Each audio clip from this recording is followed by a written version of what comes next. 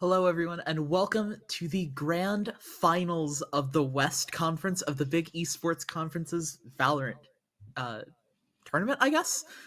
Anyways, I'm Anima. I'm here tonight, joined by the lovely Nora, as we get into this exciting finals match between UCLA and Oregon. Yes, very exciting in all honesty. So we are a little bit behind schedule, so we're just gonna, get into the map bans, get the vibes, and then we'll just get going. So it seems like our map pool today is it looks like it's Abyss, Bind. Oh wait. I don't know how to read a best of 5, can I be honest? Yep, fully honest. That's It is a perfectly fine. VO5, so The good news is if you're a fan of very high octane up tempo Valorant, the one part that I can tell you for certain is that Ascent is map 5. oh god. We'll be seeing a lot of the more fast maps going into this game.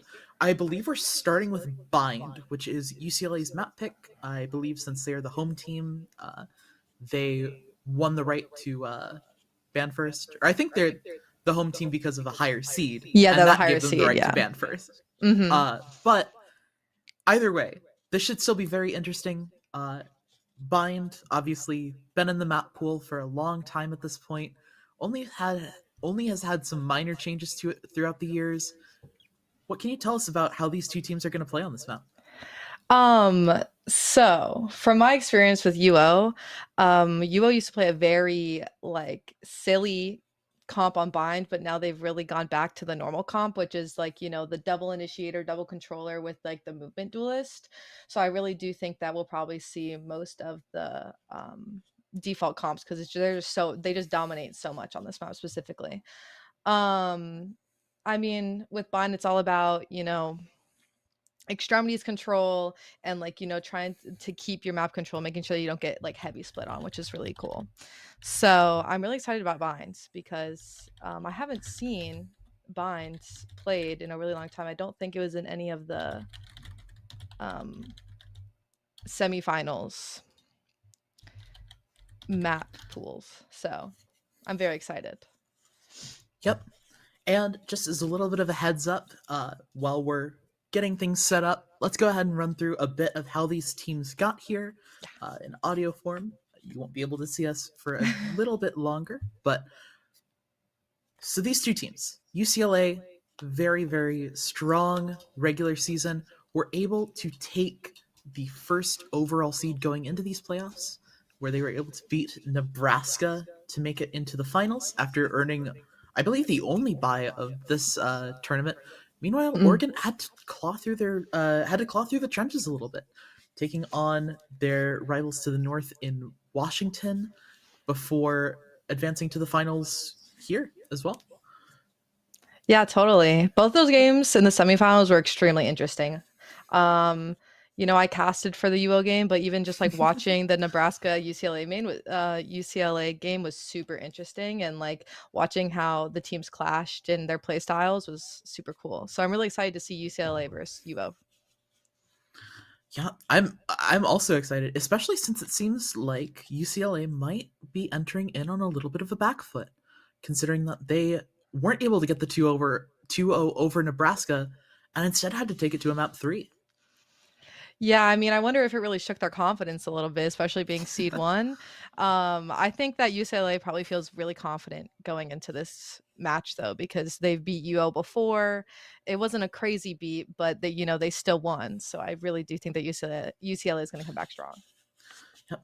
And it looks like we finally have our actual list of map picks and bans set up, but we might not need it. Well, I guess we have a little bit of time before we get directly into Agent Select. We're going to be seeing Bind for map 1. We're going to be seeing, I believe that's Haven for map 2. into Sunset Map 3, Abyss Map 4, Ascent Map 5. Or not Sunset, sorry. My eyes are not the best right now. That's Split for No Map 3. worries. Oh wow, we got some interlocks going in. I mean, Yep. everyone's really confident. We're on a time constraint here. We got to get going, clearly. Yeah, I mean, it's for me at least. It's almost 10 at night. I know for Oh, y'all on the West Coast, it's a little bit earlier. So yeah. little bit of well, I was gonna say a little bit of daylight left to burn, but not really at this point in the winter. No, the daylight savings really takes the kick out of you. Yeah. But yeah, like you said, these two teams just ready to go. We've got the one holdout from UCLA for a little bit longer as they talk a little bit of strategy before the map. The comps are very standard. We've got Yeah, just the double initiator for both. We've got the only difference really being the fade for the side the fade in of the sky. UO Yeah. and UCLA rocking the sky. Personally, I do think that I really like the fade on this map specifically. The sky, as you've seen in pro play, is very strong. It just really depends on if you really like your cycle info or if you just like would rather have flashes. So looks like we're in. We have UO on the side of defense, so it looks like they're going for their standard 2-3. Nothing really complicated here. Yep. Again, map 1, teams given a chance to sort of feel each other out a little bit, get a sense of how they want to play, how their opponents want to play. Obviously, we're not going to be seeing too many indicators of that on the pistol round, considering that we've got the lower weaponry for both sides, but even still, there are some hints that we can grab. Mm-hmm. For sure. I mean, it looks like, you know, UCLA really is trying to take their time to feel out UO by going for this heavy default here. Notably, for me at least, we've got the Gecko on the B side of the map, Fade on A. I believe that's relatively standard for this 100 Thieves S comp, but it doesn't give UO a lot of stopping power if they decide to go through showers. Yeah, totally. I mean, you see UCLA really making their way through showers, heavy clearing, trying to see if they can get any info. A little bit of info gathered early on for the side of UO, but I'm not sure if they know just how many are in showers. I believe it was only one shot, or one person shooting to break the Prowler, but UCLA are still going to back out. They might think that they've got a little bit of space over towards B after Ducks lurked all the way up into Hookah. I mean, this rotate coming in from UCLA is huge. But UO is really holding their ground here on B site. Feeling that something might happen. Now the rotation's coming in for UO, and it couldn't be more perfectly timed. The race is just going to get there ahead of the attack side. Duck peeks out. He's under heavy pressure early on. Gokum trying to get a little bit of pressure on site, but the trades just aren't there. And somehow, UCLA seem to have gotten the foothold onto the site. Only losing one in the meantime, which is honestly a huge trade win for UCLA. Yeah, the retake lining up for U of O, but with one of their players on such low HP, this might be a little bit hard. They do still have their 2 initiators ready, though. So that gives them a little bit of extra burst power coming into this, but is it going to be enough to counter these crossfires that UCLA have set up? Uguay's not going to be able to find anything. Castle's going to fall. Ryu making it close, but with the Chewy on site and Duck lurking in Hookah, it's not going to happen for them. UCLA going to take the opening round of this grand finals. Honestly, a super good call from Duck to, you know, call the rotates in, not showing UO that he's there, you know, making sure that his team was really set up for that full 5 take on the site. I mean, the trade just went out in the way of UCLA. UO didn't seem to get theirs on site, but it just let UCLA set up for that crazy retake. So, or that notably, that extra bit of initiation is going to be something that the Sky allows you instead of that fade. You do have these opportunities for slightly more explosive hits off the back of 2 sets of flashes, and Sky, that difference between the Sky and the fade might be part of the reason that UCLA might be leaning towards the stack side to start out. Looks like UO is making pressure towards both extremities. Oh, crazy pick. Yeah, the problem is, with only one player exerting that pressure, there's not a trade anywhere close. UCLA just get one for free, they'll get access to showers and the orb. Castle again, not even set up to be traded. There is a player behind him. I believe that's it's Ryu, who tried to clutch out that 1v2 in the last round. But now he's backed off, and Castle's going to be all by himself. We're continuing to pick up the kills. Duck's already gotten up into B-Long, grabbed the orb, and is going to take it. And it's going to take the teleporter back to rejoin the team. And it's just all up to Wakeless. 23 HP, only a classic. I mean, what do you do there? Yeah, I mean, UO really just tried to hold on to the showers, but as soon as that one pick comes in, you have to fall back to side. I mean, there's not really much you can do when you have way less guns than the other team. Yeah, the weapon disadvantage is so hard to overcome on that round too, especially on the defensive side where it feels like you can't force up as reliably. Yeah, I totally agree. I mean, it also seems like Duck is really going for these, you know, just like hold the extremity, wait for the push, see if he can call for the rotates in. The first 2 rounds at least. As something of note, I believe Shazad is only 1 off of his ultimate, and UCLA are going to try and get him that. That's a huge advantage going into round 3. And UCLA are already a man up. I mean, Thrash coming online. This A site is under heavy pressure, but there's not a rotation anywhere close. Duck's walking up on them. Oh. Yeah, the fight's huge. Crazy Duck shot. Able to take it over Wakeless. Conk on the other side of the map takes out Castle. UCLA are just systematically picking the side of Oregon apart. Oregon's just losing all their 1v1s. Like, that was... And it's just a free site. But it begs the question, should they even be taking these types of 1v1s in the first place?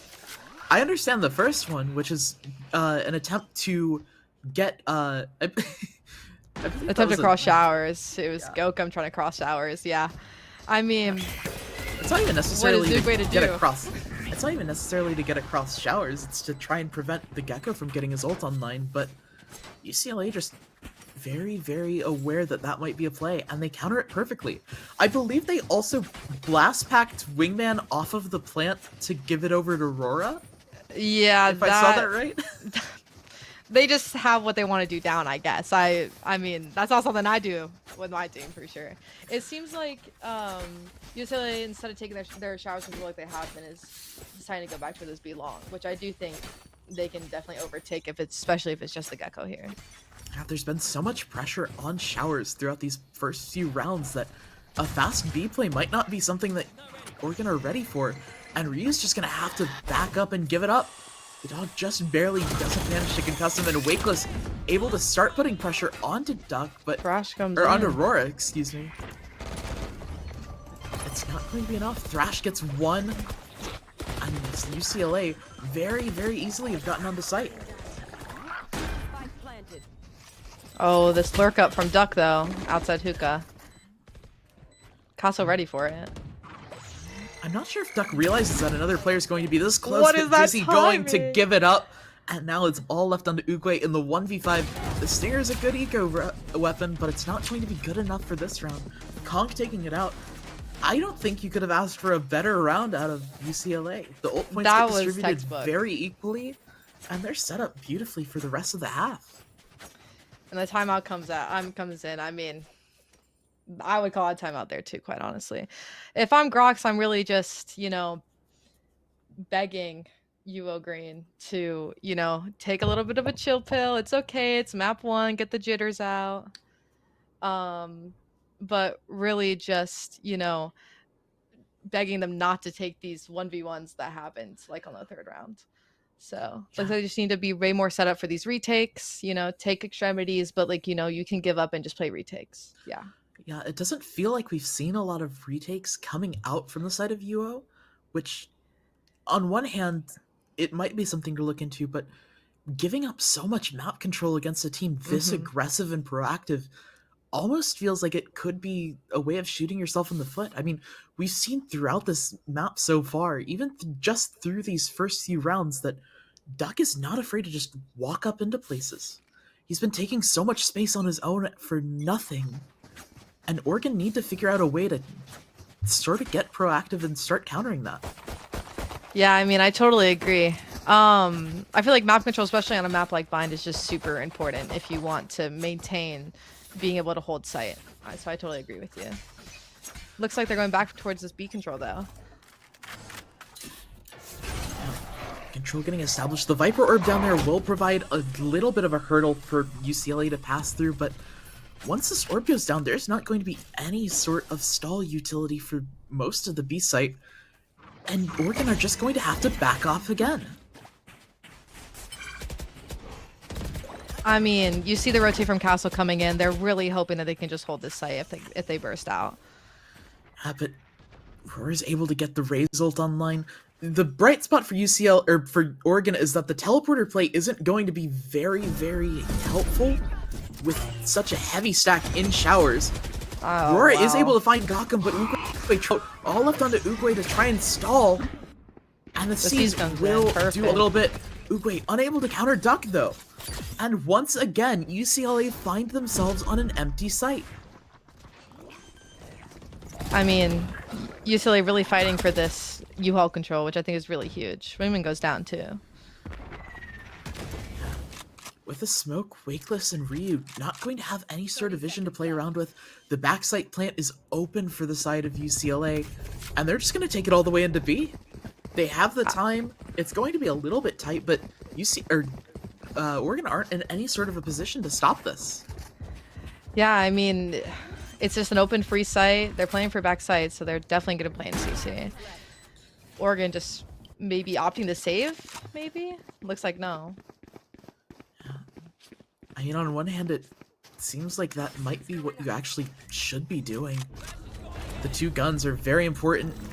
The Thrash, having already been used earlier in the round, will be used to spot out a little bit of information, but ultimately... Not quite enough. Yeah, these crossfires are still able to remain up. Yeah, I mean... What can you do against Beautifully that? played from UCLA, quite honestly. I mean, the crossfires and the peeking off each other just has been really well done from UCLA. I mean, Oregon's back on their save. Maybe they'll try to do a little bit of aggressive play, but it looks like, sorry to my boys, they're looking a little lost out here. They gotta figure it out. Two players not even able to find any kills yet. Wakeless and Gaukum sitting there at the bottom of the scoreboard. And it really does feel like UCLA have been playing in a way that just minimizes the effect of those two characters specifically. Gaukum keeps trying to set up on these early angles, but he's just not able to find anything off of it. Let's see if this play does give him something to work with, but even then, UCLA are being so methodical about it. The 3 stacks towards showers, 1 found though. They know. Oh, nice shot. Yeah, well played for Oogway, who's been a little bit of a standout player for Oregon so far, but again, the early rotate's coming in. Duck is already calling his team back to go towards B. I mean, yeah, and look how much space he's gotten uncontested. He's able to just walk up into these areas, and it's not something that Oregon seemed like they're prepared to deal with. And quite honestly, I really do like Duck's playstyle, where he just like finds the space and holds it and calls for the rotates over. It's honestly really well done. And it never feels like he's overextending it all. The Viper's Pit, a very costly investment for this round, but I mean, you might as well. Yeah, noticeably UCLA. Sorry. Yeah, it's not like you're having any other issues with cycling your ultimates on or through if you're on the side of UCLA. That is true. Noticeably, they do like using their ults on the ecos. It seems. Yeah, I mean, if you have that chance to UCLA. If you have that chance to secure that round, make sure that Oregon's money is just going to stay broken for the rest of the half. You might as well. Like, it's a little bit of a costly ult to invest, but Duck's sitting at 8-1-1 and has constantly been able to grab these extremity orbs for free. Yeah. I don't think they're super concerned about whether or not he'll be able to get another Viper Spit up. I totally agree. I mean, UO has to figure out what they're going to do about this Viper lurk. If so, I mean, they're just going to constantly lose their map control. It does feel like this is a must-win round for UCLA. It's the one round they're going to have this ult advantage online unless they can take it. This Fatal, the Brim ult, they're very, very, very good pieces to use at both stalling and retaking. But it seems like they might be slightly misplaced. Or they might actually be slightly perfectly placed. It looks like this fake, or this B pressure is just going to be a fake. It looks like UCLA is just constantly trying to regroup and just hit his 5 at every site.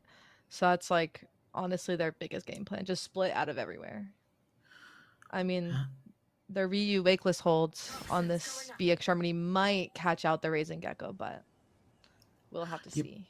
But even if you catch out the 2 players coming long, that does leave you to worry about the players that are advancing out of Hookah. And with the Thrash, there's just not going to be any way for Wakeless to survive. Beautifully done from UCLA. I mean... 2 ults. 2 ults still online for Oregon to work with, but opting to they're just going to save. They can't use these 2 ults effectively to work their way back into the round, and these guns are just too important to have. I mean, if I'm on the side of UO, I'm talking during this save, and I'm really trying to figure out what's going on and how we can really rectify the situation. UCLA is just looking so strong on this map with, you know, they take the extremity space, and then they leave it, and they regroup, and they split out of every chokehold, which is just so beautifully done. Whether it was a 4-1 or a 3-2, it's just very well done. You know, it's good when you've got a caster who is very firmly on the side of UO, hyping up their opponents for this round. And I believe the Thrash is actually going to catch up Castle. This gun is not going to get saved. Okay. I mean, you have the extra charge of Thrash. You might as well use why her. not? Am I right? But that's a huge blow for Oregon. That's just unfortunate. Like, I don't know what else to say. Like, that's just so unfortunate. Yeah. They're actually going to go back to the well, forcing into this round. What do you think about that? Yeah, I mean, honestly, that's something I would call as well. I mean, you need to win this round. Like, this is the round that will get, like, you know, their money up and their mental up. And it's just, like, such an important round, so. My guess is a little bit of first map jitters. So, let's see if they can really not let it affect them too much. The 2 ultimates still online for UCLA, or for Huge Oregon, first rather. blood. And they finally do get a first blood. Uwe going to grab it. Yeah, and then Gaukum taking out Shazad as well. That's the spike down. A very precarious position for UCLA. But Oregon are content to just back off. They'll give it up. They'll make them re-clear this entire space. Gaukum's going to provide a little bit of added pressure. And the spike should be retrieved for UCLA, but they've already burnt at least one of the Sky Flashes out. And the dog to follow. That's a lot of information down for the side of UCLA, especially when you don't have that Gecko online. Yeah, especially when, you know, it's only you and your 2 controller players. I mean, you don't have too much info except for dry spacing, so. Trying to contest the shower space. Yeah, the play seems to be trying to find something for Kong to work off of, but the timing is just awful. Castle going to swing out and find it, and you are going to find themselves in a 5v2 situation, something that it feels like they haven't had all game, and that might just be because they might not have had it. Castle going to drop it down to a 5v1. The Chewy doing his best. He does have the Seekers to work with as well. With the pick onto Uguay, that's not great, and there's only 1 player on the site to contest. And the pick's found. Chewy's got this. 4 seconds to plant is going to give him plenty of time. The Dizzy not going to spot out his position, and even though it's relatively easy for Ryu to infer where he's playing from, the Chewy's still got plenty of chances for this. But Ryu's swing is good, preventing the 1v5 from happening, but making it way too close. And honestly, for Oregon, you might not even be able to count that as a win. You just lose so many guns. Like, yes, you got the round, but I mean, forcing going into that round, you needed to all live, and that really does hurt you as ego. But obviously, not too much. They can still buy 3 more rifles. So, yeah, huge win for Oregon, but at what cost? I saw the vision of the Chewy. I saw the vision. Yeah. That was... Oregon coming into this round with some huge ults, 2 off of Thrash. I mean, they do have enough ammo to just win these next 4. So let's see if they can really get that ult economy, you know, balanced and see what they can do. So, as an interesting note, that was, I believe, Dechui's first death of the game. Oh, in a wow. 1v5 that he almost won.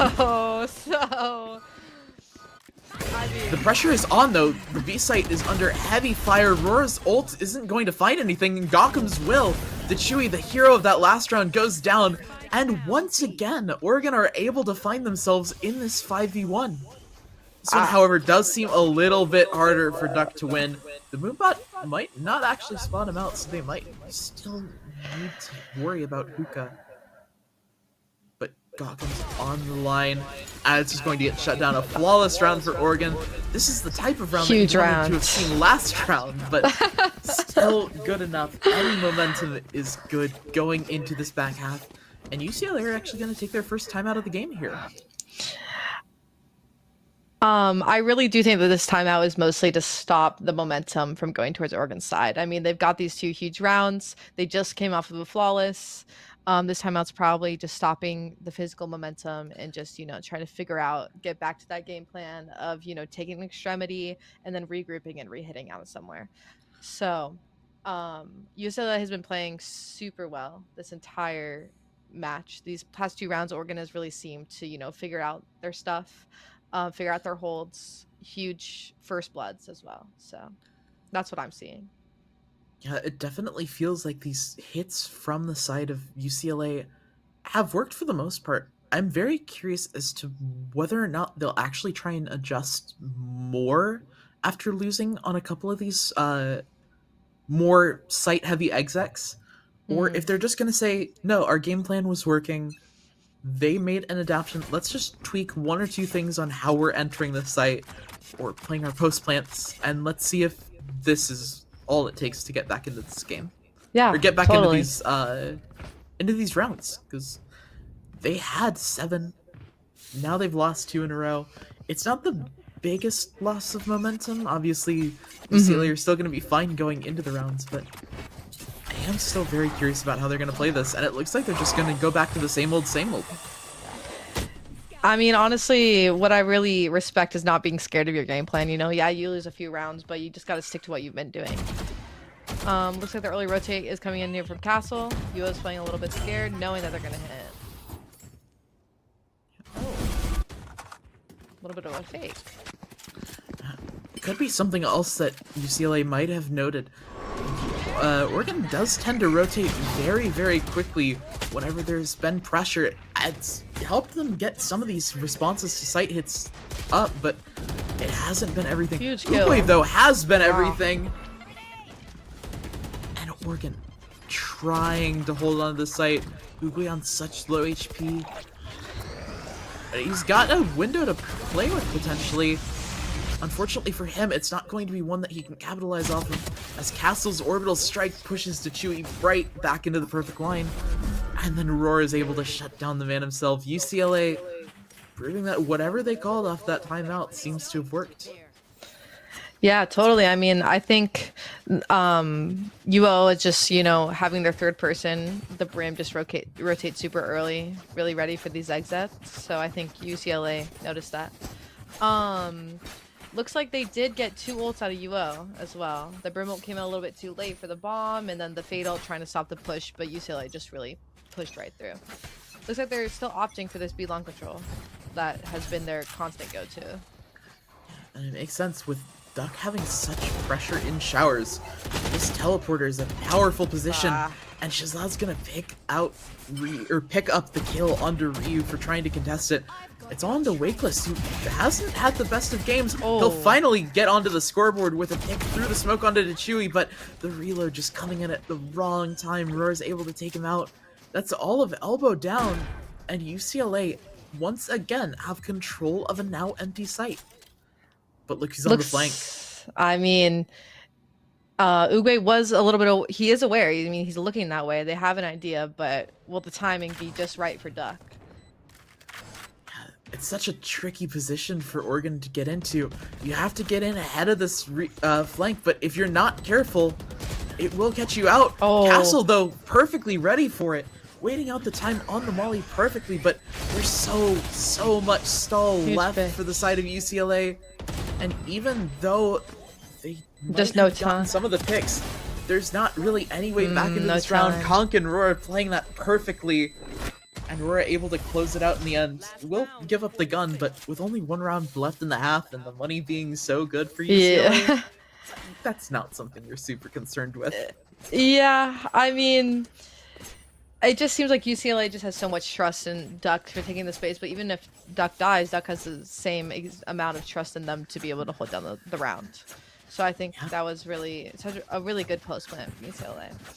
Yeah, this 4-1 noticeably. split seems to be working out really well for UCLA.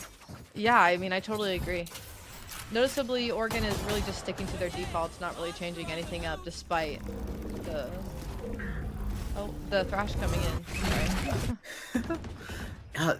Oregon once again firm in their playstyle, keeping 2 in elbow now, and the B site falls yet again. This time though, there's a lot more space that Oregon has to potentially retake into this. Thrash being reclaimed will be pretty big for Shazad though, especially since he's decayed and able to get this pick onto Oogway. Gotham manages to pick him up with a stinger, but finally, it seems like Oregon have managed to get this retake under control. And now with Duck left, that spray might actually cost him the round. Gotham ends up managing to stick despite the kill. And Oregon do manage to find themselves a 3rd round going out of this first half. I mean, that half was really, textbook from UCLA. I mean, they had their splits down. They knew exactly their gameplay. They had the Gecko flash with the Sky Flash. So it's just, like, really great stuff, honestly. Let's hope that, UO can really pick up this pistol, maybe get momentum going. If they don't, it's going to be, kind of mental fortitude that will have to get them through. So... yeah. Interestingly, that default heavy philosophy that we saw out of Oregon seems to have continued on into this round. The pistol round starts and there are only 2 players that are remotely close to each other.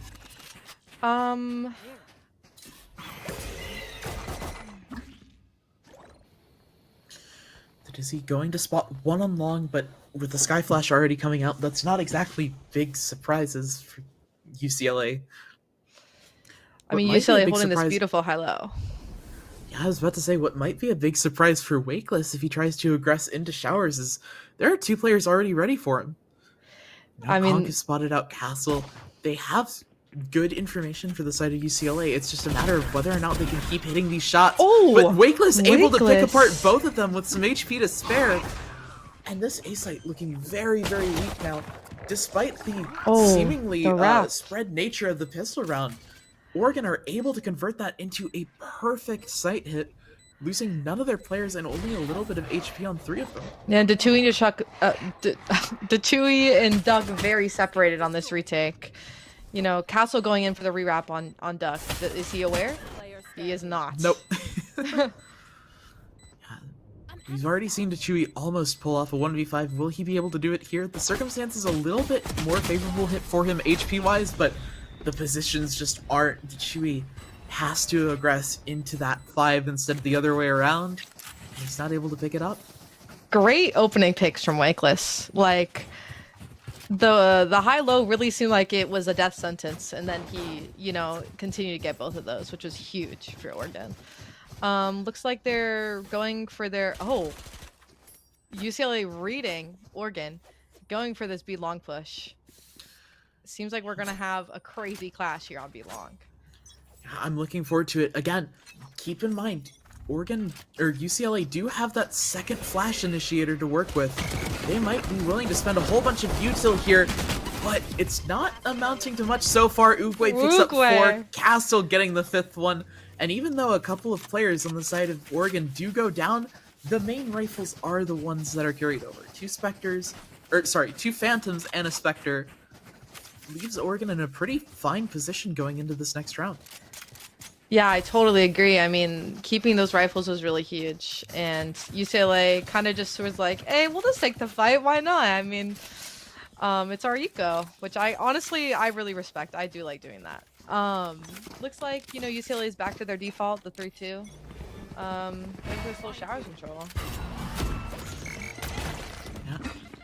We're going to tank the Dizzy while throwing out the nade as well, but I believe Oregon have gotten this Showers presence for mostly free. I believe it was just the Dizzy that was spent, and given that Dizzy is recoverable, that's something that you're more than happy to take if you're on the side of Oregon. Yeah, totally. I really like how they, deposited the Reyes with the Spectre, maybe trying to reclear short. Wakeless trying to see what he can get on the B long though. Looks like he can't get anything. Yeah, Viper Orb at the base of Belong going to stop any advances from Wakeless. So Oregon pretty much just confined to this A site. Even Wakeless is motioning to rejoin them. But they're just waiting for the timing to be perfect. Kronk is gonna have a little bit of an idea. He's gonna spot one, and Roar's gonna find another, but even so, there's so much pressure on this front site. Yeah, I mean, the huge pick on Gokum from Showers. Ryu going in a little bit ahead, but Castle able to swing off the unexpected timing perfectly. With 6 bullets left, not quite able to get the job done under Roar, but he set his team up in such a good position. Wakeless with a Phantom. Duck behind. Is going to get stuck up behind.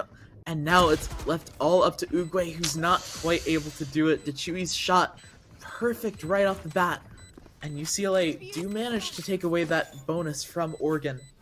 Not able to match UCLA's string of rounds in that first half, but honestly, Oregon still doing a good amount of damage, so they might be fine enough with that. Yeah, I mean, honestly, not a terrible round from Oregon. They got the bomb down and they got 2, but it would have been more. Obviously, if they got a few more, it would have been nicer. But nothing too shabby. We have Oregon going back towards the Showers control, opting to eye in and probably just Dizzy, not wasting a ton of util, and really just trying to take the Showers control strong with 4 people. Yeah. Aurora, one off the ultimate, something to watch out for. If a kill's found here, that could shut down this Oregon push right off the bat. But it seems like Aurora's been pushed out of position. The Showers pressure again, very, very strong, and UCLA not able to contest it. Uguay choosing to fall back towards Wakeless, try to see if they could reclear maybe into hookah, maybe in a long. Something a little stronger to try to, get these rotates off of A. It seems like the play has just been to insert Gaukum, but the dog will spot him out. And now the Rays is in a little bit of an interesting position. Wakeless going to push right into Duck, who's good for it, and the Molly going to prevent any sort of follow-up. Uguay not quite able to trade out his teammate, and Oregon have stumbled their way into another back foot position. I mean, if you have no map info, just like, your Viper gets caught out on B, then you just have to, go back towards the A, hope that Gokum gets from Showers. It's going to be a pop from A main with Gokum supporting from Showers, but the Mosh going to slow that down. But again, the trades just aren't quite there for Oregon, and they keep losing players on the site take without any sort of compensation. Castle does manage to find one, but Duck able to close out a couple more, and Uguay can't close it out on a blinded Shazad. I mean, Oregon really seems to like the Showers take where they leave the insert and they go reclear. It might, in my opinion, it might be a little bit too slow, but UCLA is just really, they just really want to stand on their sites, keep the 3-2s. They have nothing really big to worry about. The issue that I keep running into with these sorts of shower takes is that unless you're doing something unified on the opposite side of the map, you're giving up so much map control if your Viper can't find that presence down belong. And that's something that UCLA have been taking advantage of. They've been able to keep these 2-player B holds because they know they're not going to get contested. We haven't seen anything like what Duck was doing in this first half, where the space is being taken, the rotates are able to be called. The map control just isn't there for Oregon. It's just that so far they've been able to get showers, and sometimes that's been able to be enough to convert the round. Yeah, I totally agree. I mean, Wakeless isn't as aggro as Duck on these. On like just walking up and just like, keeping the space, calling for the rotates. Hopefully Oregon can come back from this timeout and, really be set on their game plan and know that, they can allow Wakeless trust him a little bit more on these lurks, and then while they, take this space, and whether it's long or hook or any of the extremities, and just regroup and hit.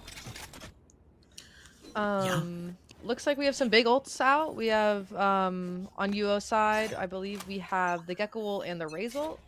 I didn't get a look at the UCLA side, but I believe they also have some ults. Yeah, UCLA importantly does have this Raze ult, okay. But the Raze is on the opposite side of the map. Shazad going to cut down on Oregon's numbers anyways, though. And these smokes now make it a little bit harder for Oregon to actually fully clear out the site. In separating front site and back site, they do give up the 1v1 in showers, which Castle's able to take advantage of. A but huge kill. Could be anywhere. And he could be anywhere almost entirely uncontested.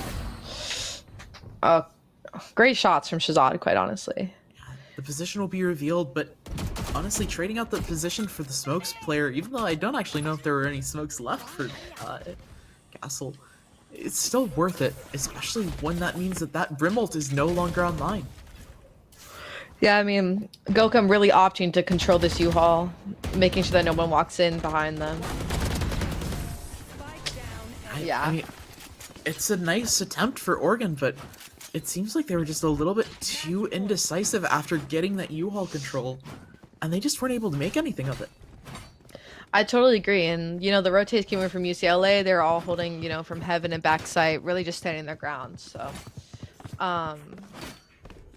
looks like Oregon cannot make it happen. But they're on their buy now. They have the Brim ult, the Gecko ult, and they're a few orbs off of other ults as well. Same with UCLA. Some huge ults coming in for this match point for UCLA. Yeah, and I feel like UCLA might have read into what Oregon wants to do here. Off the back of that timeout, it seemed like they were anticipating a little bit more B pressure, and while that didn't come in the prior round, it's coming here. The Viper's Pit shutting down any B long aggression. Gotham is able to shut down to Chewy, but this site is still all over the place. We're only going to find one, but Gotham's damaged as well. Duck in a little bit of a rough situation with players advancing from both sides. Wakeless able to take out his counterpart on the other team. And Oregon managed to find their way into this 4v2. It's a little bit of a rough position for them, but it's nothing that they shouldn't be able to handle. The crossfire's good, the dizzy good, but great not shots. enough. Castle and Gotham able to set up that perfect crossfire and find Oregon their 6th. And they only had to spend, I believe, the Gecko ult. Yeah, the thrash and the it was just a thrash. Not too expendable for Oregon. Yeah, because the rocket was on the other side instead. UCLA expending the Raze and the Viper ult. So honestly, a little bit of an expensive round for them, but with how much money they have in their match, with them being at match points, not super crazy. The op coming in for Aurora though. It's a look that we haven't seen at all this map, and it's going to take showers. That's another potential way of counteracting what Oregon have been trying to do, is to get this big gun on that long line. And it's just going to be uncontested. Now, granted, it will be a little bit vulnerable if they do decide to re-hit through showers, but that's not something that it seems like Oregon are willing to do. No teleporter Well, being Castle taken. looking to take the... Yep. He took the fight and he got caught out. It's the ones. It's been the ones this entire game. It really is game. the 1v1s. Aurora falls back to back site. The op is such a hard gun to predict as well. Not every race is going to like opping. It's going to take a lot of research to actually tell. Gokham's ult going to find some value, but not as much as it might have been able to. There's an entire Brimstone back here that managed to live. Great kills from Wakeless. Trade out, but this is still not guaranteed for Oregon. Yeah, it's a 3v2. You know, they're coming out of showers. They're doubled up. Wakeless very low. One bullet through the box. Oh! But it's not going to happen. Wakeless transfer. Spray is on point for Wakeless. Able to close the round. Oregon starting to put together a little bit of momentum, but UCLA going to shut that down immediately. Timeout coming out, that's their last of the games, so these coaches going to only have this one chance to talk with their teams until overtime if it happens. What do you think they're going to mention? UCLA has been rotating super fast. I mean, for UCLA specifically on their defense, it seems like they really, instead of they get a pick and they fall back to hold the backside, and they're really opting to just hold on the backside, wait for these rotates to come in for this like retake that could potentially happen. But it seems like Oregon has a little bit of an idea of that. As soon as Castle got picked on showers, they just exploded out of a short with the Razel and got the opera backside, which then turned into two more for Wakeless. So I'm expecting UCLA coach to be like, hey guys, like trust yourselves a little bit more. It's like 7-12. Surely we can get this last round. So I don't think it's going to be anything like too huge. Just a little bit more trust, tweak a little bit, but nothing like crazy. Yeah, I'm right there with you. It's very textbook Valorant coming out from UCLA, especially for a map like Bind. Totally. But that does mean that that does leave a little opportunity for Oregon to exploit some of those gaps within the textbook. Yeah, It's totally. not exactly a new idea coming out of Oh, Oregon or of UCLA. UCLA for wanting this, wanting to take a fight out of Hookah. They're going to get some presence. Uguay does manage to escape, but Duck able to find Castle. Unfortunately for UCLA, though, it doesn't seem like it's been enough. The positions are a little bit hairy, but they're still very, very manageable for Oregon. And UCLA are just going to have to give up the space anyways. They're not sure of what's going on the other side of the map. And losing this two-player pressure on this B site would be so detrimental for this round. I mean, looks like Gokum's at least a little bit aware, knowing that this B long pressure might happen. Turning away at the wrong moment. Not like Just this. a very wrong. Wait, going to be forced to invest the ult. Does spot 2 out. Only 4 bullets left to work with here. Going to have to deal with the dog as well. Spike down. The Chewy's just standing there menacingly as Conk gets the information. Here's the rotate. Yeah. Pings it out. They know exactly where this Viper is going. Not quite sure of how fast he'll get there, though. Or not the Viper, the Fade. I mean, if I'm Uguay here, I'm like, I'm low, I'm so scared. Terrifying. And it makes sense. The Seeker also popped. Uguay going to tap. Not knowing where try and force a fight back site, but going to get shut down by Chewy. That's going to be map 1 for UCLA. The back of that timeout just played so well. Put themselves in such a good position going into that going into halftime. That 9-3 lead, not quite as cursed as Oregon would have liked. But on the bright side, that was UCLA's map pick. That is true. UCLA did look very confident on this map. I mean, they really came in knowing that, especially on attack, the splits and the 4-1s would really do them justice. And I mean, obviously it did if they got 9 attack rounds. Their defense, pretty solid, especially that last round. Even with the pushes, they were guaranteed those trades. The Chewy and Shazad really, communicating, knowing that they should just walk down and take the fight, which is really great. So yeah, UCLA just doing such a good job of being very, very flexible within the mid-rounding. We got to see a lot of that on the attack with Duck calling for his team to come back on the rotates when he found that space. But towards the end of that defensive half, we also got to see a little bit of that on the defense. The structure not played quite as strictly, giving them that little bit of extra flexibility to take it over the line. And now, as we go into our map 2 of Haven, that mid-rounding, if it's online, Haven has historically been such a good map for people that can mid-round well. Totally. I wouldn't be surprised if UCLA are able to convert that into a little bit of an advantage here. Yeah, I totally agree on that. So this is UO's map pick, and we've seen from the games that have been streamed on, whether it's been on here, even from the semifinals, that their Haven has been historically very strong.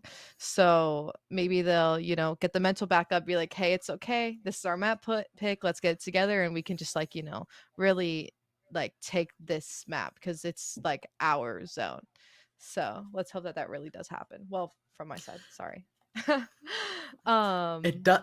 sorry. It does seem like Haven will be a bit different than Bind, just in terms of the types of comps we're expecting to see, the types of play Mhm. styles that those comps also provide. Do you think that that style of play gives Oregon a little bit more of an advantage going into this map than, say, going into Bind? Quite honestly, I do. I do think that Haven is UO's playground. Gokum, who was on the Rays, not looking super strong or outstanding this map, but historically, his Neon has been known to make a lot of noise. So Yeah. maybe their Neon with paired with, how Oregon likes to play the map a little bit more defaulty, a little bit more, take the space, leave someone, and then like go somewhere else, especially on defense, like, stack the other sides. I do think that it would be very huge. Um, Yeah. UCLA though, looking very strong, I do have to say. Um, I've seen them play many other games before, even when whether they're winning or they're losing, their play style does stay strong and allows them to, really, as you said, let these mid rounds shine through. Yeah. You also did manage to answer another question that I had, which was, do you play the Neon or do you play the Jet? Ah, We've seen quite a bit of both throughout this past year, but especially with Neon on the way out, I wouldn't be surprised if we started to see teams moving towards the Jet. But again, she's on the way out. She's not gone yet. not That out yet. character is still a menace God, and she's will so be for broken. another. Yeah, it's for another what, like, January 9th, so maybe another month, I think. yeah. I Oh, believe that'll be a that's fun it. birthday present. Oh, Uh, happy birthday. yeah. So that's actually a month away from now exactly. So, uh, yeah. But again, she's still there. Yeah, She's still a threat. totally And agree. these comps have been, Haven has essentially been turned into not necessarily a game of like, what sort of comp do we play, what sort of style do we want to play, like how it was in 2023, where the various different takes on like how many smokes agents should you run, how many do you want to run the double initiator. There is no question now, if you're not running Neon or Jet, or if you're not running Neon, you're running Jet. And regardless of that, you're running a Smokes character, a Breach, a Cypher, Mhm. and a Sova. It does seem like UCLA might want to buck that trend a tiny bit, though, locking in the Killjoy instead, which I think against a Neon might be a mistake. Yeah, I totally agree. I mean, um Killjoy is way more active util, so they're mostly just playing for info around the map, which is very interesting. What I was As going to a ask. as another interesting bit, it's Shazad on the Neon. Oh, so we switched up the roles a little bit. Maybe Rora doesn't feel as confident on the Neon that he does the Rays, so maybe that's why the switch happened for sure. I was going to ask you, as someone who we discussed earlier, you haven't really, seen a lot from either of these two teams because, either whether it's early in the season or whether, you just weren't like as locked in. How do you feel coming in this map? What do you like expect to see, want to see? I believe I believe Northwestern played both of these teams on Haven. Mm, Uh, it's very fast. mm, It's very aggressive. It's not like you're more like VCT esque styles of mm. Haven, where the slow methodical play. This is just how quickly can we get an advantage and how quickly can we exploit it before the other team's Neon is Yeah, able to exploit totally. it. Looks like Oregon's opting for this A control, which I think is very strong on Haven, clearly. Um, Wow, the Neon already pushed all the way down through A. That's so much information for the side of Oregon. Castle this ready little with the trap play. paranoia. This is going to be a rough situation for UCLA if they're not ready. But this paranoia might actually miss a couple of players. Oh, oh Unfortunately, it's my. just not going The to be whiff's enough. coming in. Wakeless going to be able to only find one. Gakum is ready on the fast flank, though. But UCLA, They actually don't quite manage to get the bomb down yet. They're still a little bit indecisive on where this is going, and Oregon get the chance to pre-take. Uguay goes down to a shock dart. Gokum making so much space, but the players in backside just not able to be dealt with. Shazad picking up a third on the round with the frenzy. And UCLA managed to hold on in a very shaky situation. Totally. I mean, getting this first round coming off a win is definitely huge for them, making sure that, you know, UO's mental stays in check and they don't, you know, really like take off. Honestly, I really like that trap play from UO. Even though it didn't work, I really did like the idea of the trap play. I mean, but UCLA, you know, the counter Omen Blind coming in, the crossfires happening on site, it was just well played. Yeah. And now Oregon Gamble stacking on the C site, only the Sova left on A. It's about the easiest way of pretending that everything's normal that you can have. That Sova dart, very, very standard for defaults on Haven, but UCLA, they're not even going to be pressed by that at all. The drone, they don't mind using it a little bit early to scout out this info, and they're going to find that it's just the Sova there initially. They still haven't cleared short, so that could be a little bit of a problem point for them, hypothetically. Obviously, we can see that there's nobody there, but... UO being stopped by this turret, walking on a garage. Rora just looking towards mid, making sure no lurks come up. Looks like they're exploding. Yeah. Again, short's still a little bit of an issue, but this does give us a nice bit of an idea on how UCLA are going to deal with short. They're fine sending Rora to lurk up through short late into the rounds, re-clearing it as they take onto site, splitting the site in half, essentially. This late Omen lurk coming in from Castle towards the Killjoy. Pausing, maybe waiting for Castle to try to get something. Yeah. I didn't even know if they're going to bother attempting this. I think we're seeing Wakeless go wrap around to try and play for exits on the backside of the map, but for everybody else, it seems like the play is just going to be Dieted Spike. No need to risk giving any ultimate pips over. It's just going to be backing out. Wakeless and Castle going to put a little bit of added pressure on. It's not going to be enough for the side of Wakeless, and Castle going to go down to spam by Conk anyways. UCLA managed to escape, only taking little bits and pieces of damage and managing to hold the guns into the rest of the round. Yeah, I mean, huge from UCLA not losing any guns there. They go into this round looking pretty strong with the Guardians, the Bulldog, and a few, you know, close contact guns. You know, looks like UO is going back towards this A control, really just like, you know, doing the default, sticking to the basics, hoping that they can just, you know, stick to their main game plan that's always happened on their Haven. Yeah. Again, the A control coming out for the side of Oregon. The smoke actually helping to block out the darts. Roar just going to swing ahead of it, not punished seemingly at all. We're doing it for fun. I think Gokum's actually the one that takes the brunt of the damage. Oh, this crazy angle. Yeah, good for one. Castle doesn't quite know how far up the rest of the players have gotten.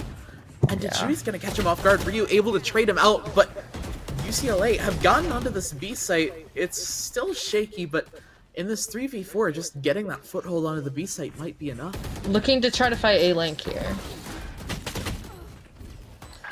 Unfortunately, Shazad going to get a little bit ahead of the rest of the util, not enough to catch them out. And Conk, as soon as he's spotted, this breach is going to home in on him like a laser or a guiding laser guided missile. That's not a guiding light, maybe? I'm not really sure. A beacon. But... Sure, I don't know. Sure. Either way, Oregon able to close it out in the end. The team play very much on point there, even though the fault line missed. And I will spend the rest of the night thinking on what I actually meant to say there. It's maybe, okay. like targeting laser or something? Honestly, I wouldn't know what to say there either. Look, I have the excuse of being 2 time zones ahead of y'all. It's almost 11 p.m. That is very true. You are going to be up for a while after this goes to BO5. Yeah. I mean, well played from UO knowing that they're going to push in the A-Link there. Well held down. All the Cypher util going towards C, knowing that it's going to be a C hit. I think only one piece of it actually caught out. And the paranoia from Castle's perfect. Shazad caught entirely off guard. Wakeless knows that he's still fine. The backup He's got coming Cancel in. there to support. Wow. And the trip finally finally playing a part in this round. Roar now stuck. Does get a little bit ahead of the Neon Sun, but can't quite connect it. Little bit skew from the side of Oregon, but they're able to close it out. And this map has already started off so much closer than the last one has.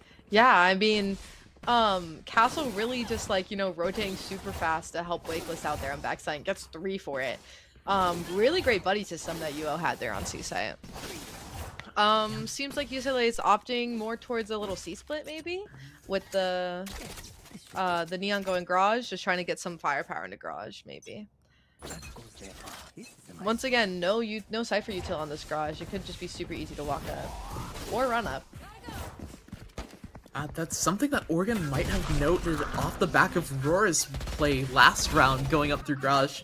Wakeless going to have a much harder time holding it. The paranoia from Castle not quite in the same, or not quite on the same good timing that it was last time.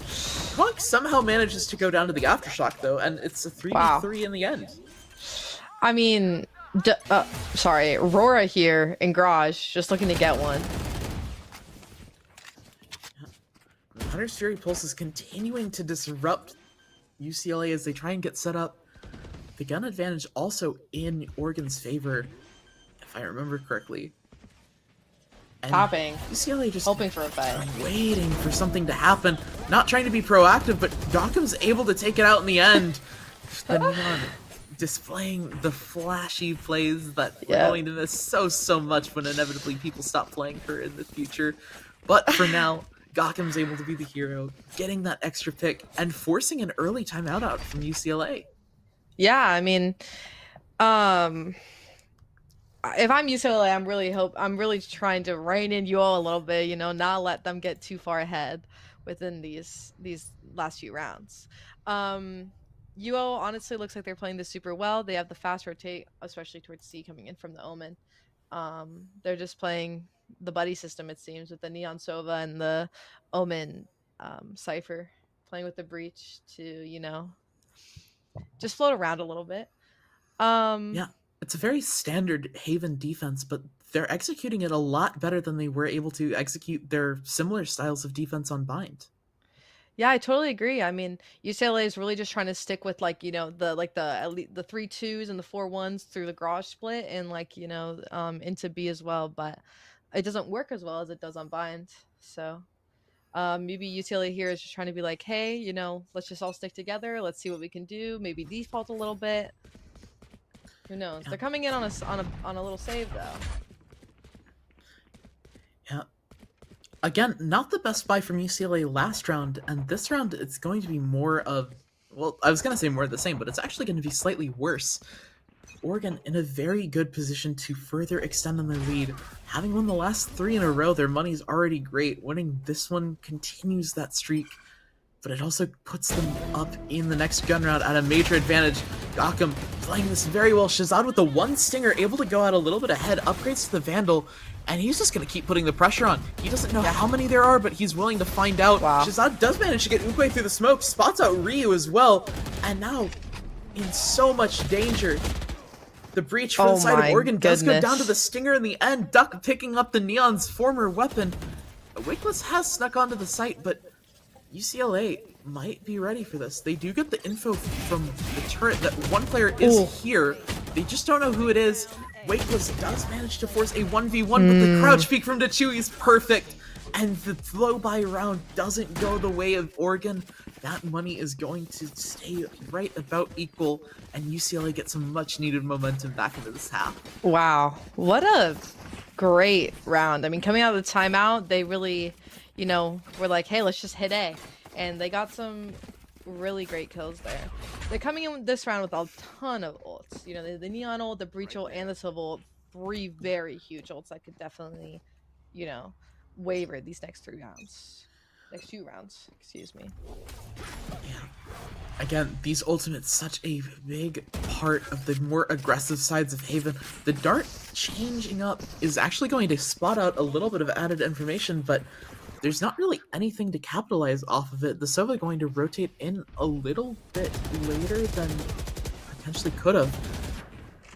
And there's not going to be any way of holding onto this site. The A site is gotten for free, and with both a Breach and a Sova ult coming in for the retake, this is Huge not a great aftershock. position for Oregon to be in. But Rios just doesn't care. He's able to push ahead of this, Yeah, and I the mean- Sova ult does manage to take him out in the end, but that's not a, Aurora coming in late an ult from that you can long. use for post plant. Holy. The KJ mollies are huge on this post plant. Yeah, and the bolt's What are we- not getting broken. Duck not quite able to close it, or sorry, Gotham not able to close it out against Duck, and Castle forced to take a fight on Aurora.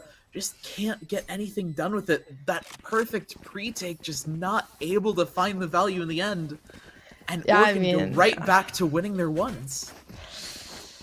I mean, well played in that 2v4 from UCLA. I mean, that's what you really see with this KJ here. I mean, you see the post plant mollies, which it's always pros and cons whether you want Cypher or KJ, which seem to be the strongest senties. But you know, the mollies really did come in and got a kill there for UCLA. So looks like Oregon wanting to do this little mid pressure. They're trying to play ahead of this util that Aurora keeps throwing out, trying to catch it off guard and deny UCLA a little bit of map control, but Wigless walking up C. yeah, with the pack mentality that UCLA has been displaying, I don't know how much it's actually going to get. Wakeless getting stuck behind this alarm bot isn't able to provide any sort of a distraction. And once again, Oregon have managed to lose a player without finding just about anything in return.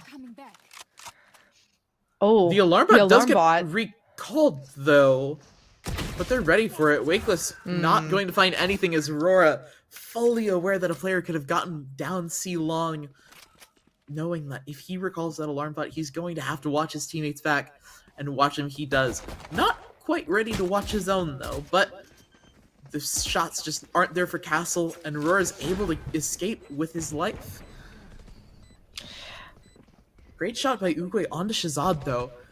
But unfortunately, that doesn't alleviate the main pressure that Oregon's going to be facing on this retake. They're coming from the attack side, and Uguay just isn't able to relieve any of that. The dual chokeholds on the site from UCLA just preventing Oregon from having any sort of play back in with those weaker weapons. Yeah, I mean, totally. I mean, in the timeout coming in, I mean, Grox is aware that, you know, you can't let UCLA run off too far. These past 2 rounds coming out of this timeout from UCLA have been huge. I mean, that timeout really did them wonders. It helped them, you know, as you said, stick with that pack mentality and not get too separated, which is honestly what I like to see about like UCLA, how they play. It's very much like we are a team. That's very easy to see that. It's very easy to see why they're the 1 seed coming into this tournament. Totally. I mean, this is a team game, and I really do like seeing that they have that pack mentality. Looks like Oregon, they might come into this really opting to do their A control really hard. I've seen in previous matches that they really do like this A control, where they get either the Sova or the Neon on the line, and they just like, you know, go stack the other 2 sites. So yeah, and it does help to get this A control, especially on a round like this, because of that lockdown. That's the one advantage, in my opinion, that Killjoy provides that Cypher can't. You do have this very powerful ultimate for these site takes. Couple that alongside the Breach and the Neon ults for both sides, and suddenly that lockdown might end up being all the difference. It doesn't look like Roar is particularly keen on investing it early in this round, though. And Oregon just going to exert that same early A look that they've been doing for the past few rounds. Oh, But with a new Gotham under twist, window. Gotham is all the way under window and has already started moving up. There's a Rora sitting in chance that spawn, he's though, able ready to for it. catch Rora. But no, Rora's able to get it in the end. Gokum not able to find anything. And Rora might have actually gotten the info onto Wakeless as well. He's able to call the rest of the team over.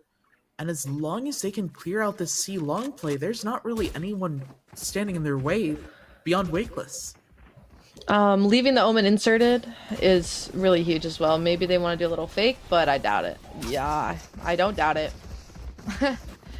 Leaving this Omen inserted is huge. I mean, you know, they keep all this space. They get their early rotates from Oregon because, you know, they're down a man. So Yeah, but not leaving anybody on A might come back to haunt them. And now Duck, playing that Viper on that last map, Yep. is going to do his best calm impression, playing this very slow play on the Sova, and just making sure that he can be that final nail in the coffin. This Yeah, honestly, his from insurance Oregon plan isn't really going to get anything if they decide to invest it, but yeah, they're it ready almost to feels like you have as to. well. I mean, they're ready with the breach ult and the killjoy ult on UCLA's side. Huge pick from Duck. Yeah. You almost start to wonder if you need to invest the breach ult after all, but it might end up why not? beneficial. Uguay and Ryu do manage to get a couple of picks, and the breach ult coming out from Oregon, but they still have to find these two players, and Dichui sitting on the spike, able to pick off Castle as he drops in front of them, and then double up onto Ryu immediately after. Oregon's retake not getting what they wanted, and they do also invest that breach ult. I mean, not even a super costly round from UCLA there. They used the breach ult, but they ended up winning it, and now Oregon's on a low buy. So, might try to do something with this neon ult though. I mean, Gokum has been known for his very flashy plays with the neon ult. Yeah. But again, on defense, it's so hard for Neon to pick a lane and just push down aggressively. Even historically as a map where just holding these longer angles has been what's gotten you, like a lot of your map control and a lot of your pressure on defense, but Neon with an ult can't really afford to do that. Castle does manage to get one on the site take, and now finally Gokum able to go in with the ult, but the positioning might not be the greatest. He's able to get one more onto Dichui, but Conk shutting things down, Duck and and Duck Garage. in Garage just missed the timing, but able to pick it up on the end. Uguay not quite able to get what he wanted, but UCLA will. They get that 7th round on the board. I mean, we saw this on Bind with Duck as well, and now even on the Sova. He's so willing to, hold these spaces, give his team like the opportunity, and even like, basically be the insurance plan if things go awry. So honestly, and it's also very nicely done. And it's also something that you might not be ready for on the side of Oregon. Totally, like I'm not. Historically, sorry. Like we've seen the Omen lurks, we've seen the Killjoy lurks, but the Sova, questionable, even. I mean, if I'm on Oregon, I'm thinking, why is the Sova in Garage?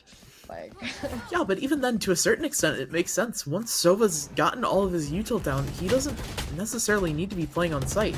Yeah, he totally. has this little bit of flexibility, and Duck's been playing it perfectly. He's also just been getting random kills like that, which have helped out his team a lot. And now Gokum feels like he has to be forced to do something, but he's not going to be able to. Dies with the aftershock. Stuck, and Dichui just goes. He just picks him off. Gokum gets nothing. The Cypher's not in the position to play off of these trips, and UCLA are going to get yet another open site. I mean, in this 5v3 retake, not much util on the side of Oregon. At the very least for them, they will have a very high loss bonus going into this final round of the half, so it makes sense for them to see what they can do. Maybe try and work towards these other ultimates, but they're not quite the ultimates that you want to have on board necessarily. Totally, I mean, they have these crossfires set up, and they have the Roar of late Garage. Oh, the 2 from Uguay. Yeah. They'll do something, but with 2 players in Garage, this isn't the easiest to work with, and Uguay not able to get that first pick. Castle does manage to get 1, but traded out immediately after. It got dicey for UCLA, but even if Uguay was able to get both of those picks, the time might not have been quite as good if that last player for UCLA was able to stay alive just a little bit longer. But regardless of that, UCLA up to 8 with a 6-round win streak now. Yeah, I mean, once again, that timeout that they took really did them wonders. Like, I mean, the timeout really was get them to cool their... Oh, and the op. You're so right. Looks like UCLA is going back towards this little mid control. Clearing out. Oh, Gokum bad spot.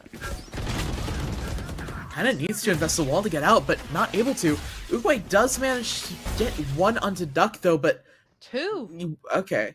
I was gonna say, but only one is not quite good enough here, but I believe he also found a pick on, or a tag onto Conk, and Wakeless is going to clean that up. It's looking like it's going to be an 8-4 half. Oh, The dink onto Aurora, though, dink. not quite going to finish it off.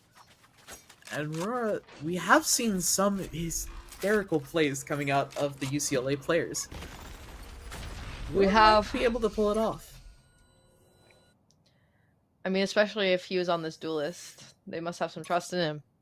So, yeah, he'll also potentially be able to isolate an angle first onto one of his players, but Ryu's able to close it out in the end. Only needs the one shot to the body. Again, a little bit dicier than you'd like out of the side of Oregon, but they do manage to close out the round on a high note. Very similar scenes to the last map, but how we've gotten there has been so different, it feels. Yeah, I mean, I totally agree. But the thing is like, this is an attack-sided map. This is very attack-heavy, and, you know, Oregon getting 4, will it be enough? Maybe. But, you know, they just have to put their trust in, you know, their practice and all that type of things, and maybe they can get, these 4 rounds that they need back. But even a string of 4 rounds might not be enough. We saw that even after UCLA lost a little bit of momentum on that back half of Bind, they were able to close it out off the back of just a single timeout. And I see no reason that Haven couldn't be the same. Totally, I mean, Gokum not afraid, just going in. The take from the side of Oregon, very aggressive. Roar going to trip the trip, and that'll force Wakeless back. So the numbers are even on site, and UCLA starting to pick them off. Wakeless now playing from short, has nothing that he can really do. He's gonna have to swing. He can't even spam onto this reliably. He can't get any of them. The Chewy able to pick one off. I believe he's the closest to ult, so he'll just go ahead and finish off the defuse anyways. And UCLA get another pistol. UCLA was very ready to fast retake A. I mean, they had like the Omen Blind from Heaven immediately come in, or I don't know if it was from Heaven, but then they had the drop from Heaven, the Neon slide in. They were very ready for that retake, and it was very well done. Looks like Oregon's going back towards doing this, maybe a little C split. Knowing that, you know, this KJ isn't as strong as a Cypher when it comes to holding down the site, and you could just honestly run through it unless there's a molly. Yeah. Turret high low. Another fast take coming out of the side of Oregon. They are going into the site with just the Killjoy on, but the stun not quite good, and that smoke provides a window for Rora to spam off of. I mean, Castle's in this garage. Spotted by the turret, maybe. Yeah. If it's not the turret, it's going to be the horde of UCLA players that are ready to take him out. Ryu unable, or actually Ryu does manage to get one. Gaukum somehow able to get 2. That's now the Outlaw in play, but with no bullets in it. No bullets in the Bulldog either. This is still a rough position. He does have the health advantage onto Duck, though. And he's able to find the pick onto Conk. Getting in and getting out, there might not be that much time for Duck to play with. Gaukum might have won this round. Oh. So well and there's played. Just no time. The classic spam getting it done in the end. And that's huge for Oregon. I mean, I will say this because I do know Gaukum personally. He, as you saw in that round, he's, you know, obviously reliable on this duelist, but you can tell he does a little bit of tweaking when it comes to his gameplay. Yeah, I mean, I was watching that and I was like, what is happening on my screen? So, honestly, great work from Gaukum. Getting that round was huge for Oregon. Not only for the round differential, but also for their mental. I just know they were popping off. But even then, there's almost nothing worse than winning a pistol and losing the second round. Yeah, it really ruins the eco. Plus, yeah, the economy's just in the dumps for UCLA. Oregon are going to have a gun advantage for at least this round, potentially into the next one. And they're going onto this weak site again. The 4 players pushing out of A aren't going to find anything here. All 5 of the Oregon players Washington know. All 5 of the Oregon players are going to be on the C site ready to play off things, and they know that since they have these better guns, they can afford to play this post-plant spam. I mean, all these flanks coming in. Yeah. She's going to get one off the back of the stun, but again, that's just not enough. And Rora not in a position to get anything. The classic not going to work for him like it did for Gokum. And that'll be another round for Oregon. Great awareness. And getting them back into the driver's seat. Totally. I mean, great awareness from Castle, knowing that there was not only going to be one, but more flanking. I mean, what is Gokum doing? Sorry. What isn't he doing? Like, just in general. I guess you'd know better than I would. He's a silly guy, I will say. Looks like Oregon's going back for this A control, which they have not really been doing at all. So. Yeah. And Gokum's actually able to get ahead of things, but spotted out by the dart and Shazad going to take him out. It's been a little bit of a quiet string of rounds for Shazad, so it's good to see him back on the board for UCLA. Totally, and taking out a player as, I was going to say influential, and I think that's probably the best word to describe Gokum right now. Yeah, influential, impactful maybe. Oregon just looking to reclear something, maybe draw some rotates. Looks like these two are walking up A short though. Maybe a little clash might happen towards A. This combined push from Duck and Shazad is going to find Castle. That's the smoke stun now, and that's going to make attacking any of these sites much, much harder. B does seem to be the easiest one to go without smokes, though, and that's where Wakeless is ready. If he gets this pick onto Dechui, that might be enough to convince the team to go back, but that's all hypotheticals, and that won't happen. Dechui able to take out the Cypher and leave Ryu and Uguay alone in this 2v5. However, they are able to pick off both of the A-site players. Even though Ryu's a little bit weak, there's nothing that's an immediate threat to him. Yeah, I mean, the 2v3 coming in, got these 2 huge picks on A-site. Yeah. And the hoping to fight. There's still a lot of utility online for Oregon. Obviously, the Aftershock being expended now, but the Sova also a potential game changer. And Uguay's able to spray down one, but not able to get the second one on the conk. You only able to go 1 for 1, and UCLA do manage to close out their round, but it did get close, and their money isn't quite the best, so that might have some lasting repercussions. Totally. I mean, with how UCLA lost their second round and then, you know, lost the round after, their eco might not look too good, which, as we're seeing, it does not look too good. Maybe just hoping for a little broken buy, but it looks like they're opting to save more this round. So maybe, you know, Oregon might notice that and like might just like group up and just hit a site. They will force up off the back of the Neon ult, but like we mentioned last half, it's not the easiest ult to get value with. We do see that there's a breach ult potentially online for the side of UCLA, so that could be something to play with. And Aurora getting 1 pick is huge. The ult doesn't get anything, but Dechui able to pick off 2 in mid, and we're left in this 2v2 situation where Breach does have his ult, and suddenly this round has swung a little bit more into favor of UCLA. You know, with the Sova all the way through A, Breach not knowing if they're gonna hit B, I mean, UCLA very split up on this retake. Hoping that, you know, we have the trip for flank. That's information spotted by both players. It almost feels like it might be a little bit more beneficial for the split up team of Duck and Dechui. The breach ult going to essentially be guaranteed to catch one of the players on site. Great kill from Uguay. Unfortunately, it doesn't quite catch Uguay. And that might just be sealing the round there. Duck not able to work his way back onto site. The Sova ult guarantees it. And Duck just looking for any sort of damage. Does manage to find it, but unable to bait out the Sova ult. Uguay knows that there's just no time. And Duck's not even able to survive. I mean, that will have crazy impact on their eco. I mean, look at them. They're scrapping. They're scrapping for money. scrapping for guns. Yep. So many ults on the side of UO. I mean,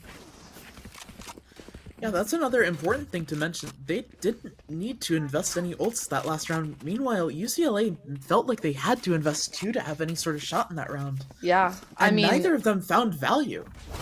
yeah, the trades from Oregon really just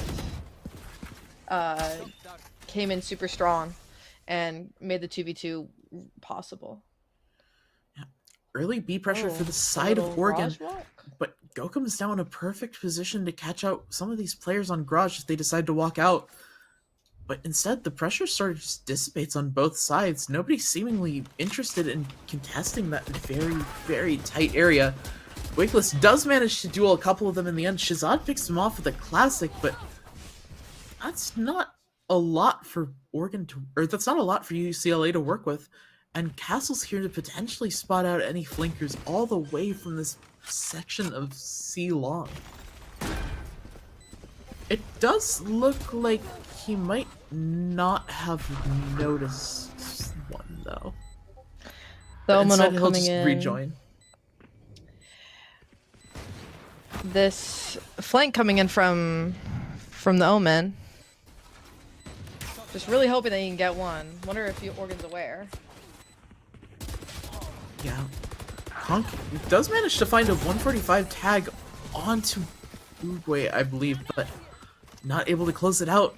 Unfortunately for UCLA, that pressure just wasn't enough to upset the numbers on site for Oregon.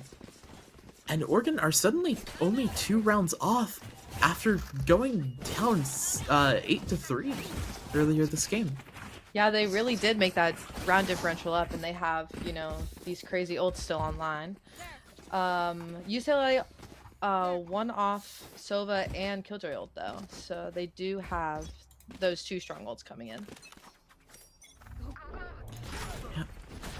Again, we're going to be seeing the op late in the half for the UCLA duelist yet again. This time it's Shazad on the Neon playing around with this operator. And again, not quite able to find value. Had a chance to pick off that breach very early, but just couldn't quite capitalize on it. And now UCLA are back in these more passive positions that it feels like Oregon have been exploiting time and time again. Oregon opting to cut noise, ready for this A hit possibly. This Omen though, on defense side, shifting over towards A, knowing that it might be an A hit. Yeah. The timing couldn't be better. The paranoia going to come out a little bit early So much though, Uto. and won't catch off, but Duck's gotten away with it. We're not checking our being corner. Here. Wakeless gets 1, but Duck able to trade 2 out and shutting down the Neon ult as well. Oregon just fumbling at the worst possible time. The shorty not having enough bullets here. And Castle somehow able to get the 1v3. Oh my goodness. Wow, I mean, he's extremely calm with it, you know? Yeah. He just... The first 2 shots were they're incredibly taking a crispy. timeout after that. They're like, I can't even blame them. That should have been a UCLA round all day after Wakeless didn't catch Duck sitting in the corner of a short. But instead, Yeah. Castle managing to pull off an extraordinary 1v3 to keep his team in the driver's seat. Yeah, I totally agree. I mean, that round was huge for Oregon to win. I mean, UCLA's eco is super down now. They're down to sheriffs. They have a few ults, but the eco's not looking too good. Maybe UCLA here is, you know, just trying to get a few. Sorry. Maybe on this eco they might just try to do a little bit of aggression, but maybe they'll just try to stick to this A control, really not letting Oregon get through. Yeah. Oregon though switching it up, seems like they're going towards a little C hit. That's a lie. As another note, we did see Shazad bring out the op last round. That has hurt the economy a little bit, but not as much as you'd expect. More importantly, though, it lets Oregon know that that might be a possibility in the future. But instead, this round, it's going to be aggression from the Neon. it is just going to stop at this at this A lobby door though. And it's actually going to be Conk taking first contact, it looks like. But Gokum in a perfect position, but the stun, able to close it out. Shazad gets one, not quite enough, but the Hunter's Fury is perfect. And now Castle left to pick up the pieces yet again. 3 might be the magic number last round, but it's going to have to be the magic number again for this round. 1v3, the lockdown also a possibility. He does have the benefit of not needing to go through as harsh of weapons this round, but the longer he takes, the more time that gives UCLA to upgrade. And the harder really that this worried makes about it. this flank. Yeah. The Chew's stun is ready, I believe, just off the back of Sova taking contact. The smoke does make it so much harder for them to play off of it. The doesn't see him. Scam. He has a window of timing, but again, just barely off this entire 1v3. These players shifting around so much, they think he's going to see. And that smoke will help sell it a little bit further. Smoke into heaven is going to happen out of earshot, the turret getting shot down as well. At the very least, they do know that Castle doesn't have a chance to push through to CT. This lockdown coming in. Yeah. UCLA is scared. Well. Thinking about last round. So little room for Castle to play around with. The teleport doesn't quite go as far as he'd want it to. Does have the other teleport as a way of getting back onto site, but the stun, so huge. The volley to follow, and Duck ready to capitalize. UCLA snatch a round back from Oregon off the back of the timeout, and it'll be the Thrifty to get them firmly in control of this game now. Totally. These timeouts have been really huge for UCLA. Their coach really, making them lock in and focus on like one round at a time. And that round was really big for UCLA. Get the economy back up, get this op online. Did have to expend the Killjoy ult, but not super expensive for them in the grand scheme of things. And you're also largely fine with that because the Sova ult on the other side essentially turns it into a standoff of sorts. So Very getting true. a perfectly uncontested lockdown is a pretty massive boon. Very true. Oregon now in a must-win round to give themselves a shot in this game. Managed to go on to the C site. Unfortunately for UCLA, they do just have to give this up. And the plant's coming in very, very quickly. There's no shot at a pre-take for UCLA. Oregon with full control of the site. Gokum playing so far ahead of things. Yeah, with the Wakeless Oogway rewrap in the garage, possibly. Op finding one. Yeah. Unfortunately, Gokum, does go down to the op. And Dechui manages to pick up Castle. This Breach ult is going to have to be spent. And the Alarm Bot is going to shut down most of the options that Wakeless has. Now the Sova ult having to be invested, but they know where 2 of the players are. This should be able to be fully stuck at this point with no concern. I mean, UO expending Breach ult, Sova ult there. Very expensive round for them in the grand scheme of things. Looks like their buy is a little bit broken too. Can only buy 2 rifles. This op is still online. Very much still a threat. I see Ryu having initially bought light shields, but opting for the heavy shields instead. That might mean that UCL or UO are also a little bit lighter on the utility, which for a comp like this is something that you're not necessarily the biggest fans of. Totally. I mean, your util is meant to set up your neon, and when your neon goes this fast, phenomenal shot by Aurora. Great shot. How and now suddenly illustrated. Yeah, I was about to say that Molly makes things a little bit harder, but it seems like UO was able to get ahead of things. Wakeless also picking off to Chewy, and the Neural Theft going to spot out even more information. Wakeless, a thorn in the side of UCLA, and he's just going to escape. He knows that him staying alive is the most important thing in this round right now. And he's just going to play that to perfection, rejoining his team down C long. Meanwhile, for the remaining UCLA players, they're trying to figure out what the best avenue of attack back into the C site is, but with the time being so low, they might not have a lot to work off of. The retake begins to come in. Shazad does manage to go out, and now it's just left onto Wakeless. He's gonna have to spam out, but not able to do it in the end, and able to finish it off with the classic. Unfortunately, he might not have much of an opportunity to upgrade the gun just due to the time left in the round, but even still, the round win in and of itself is a massive, massive boon. Yep. But it hasn't quite broken UCLA's economy. Their economy is... If they lose this round, their economy is going to be looking pretty rough. But it seemed... Well, obviously.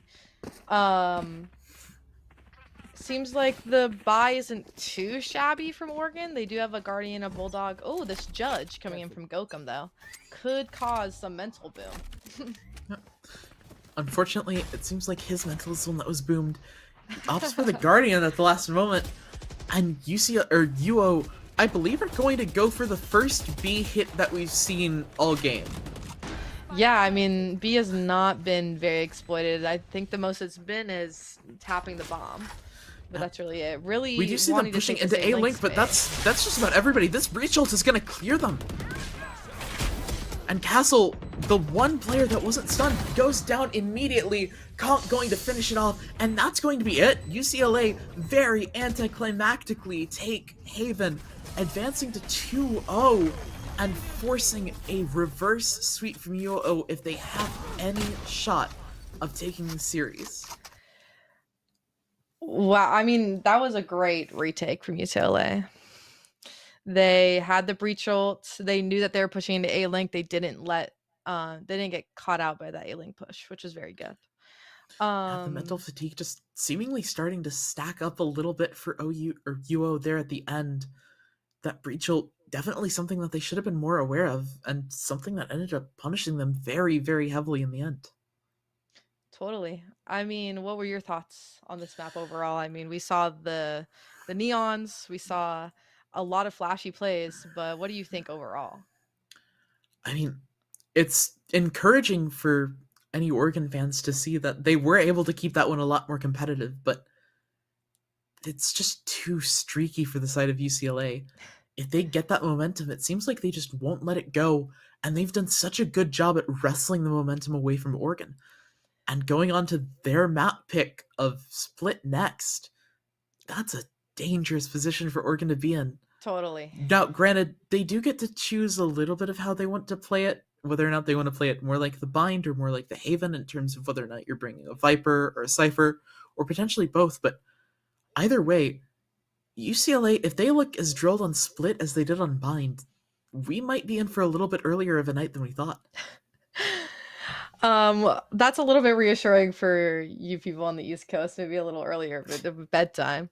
From what I've heard from at least Oregon, is that they've been practicing Split for the past 2 weeks. They've been trying to, get it down, get it situated. So if I'm Oregon, I still have a little bit of a glimmer of hope that maybe we can have a chance on Split. And with that bit of encouragement, we're going to take a very suspenseful 5-minute break. Don't go anywhere. Map 3 will be coming right back.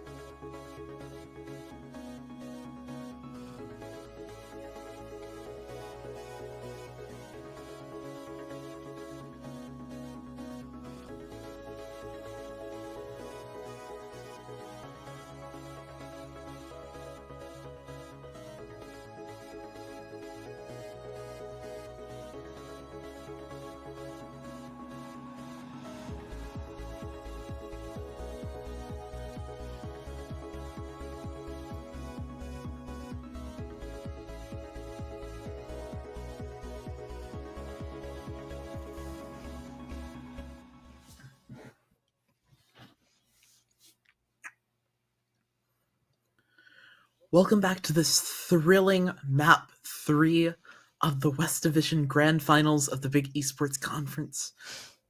We've got UCLA firmly up 2-0. Oregon needing a reverse sweep to come back into this, and it's on UCLA's second map pick of Split. And we're already seeing a very interesting look coming out from the side of Oregon. Yeah, I mean, I don't have much to comment, especially on this team comp, because I have not seen it personally.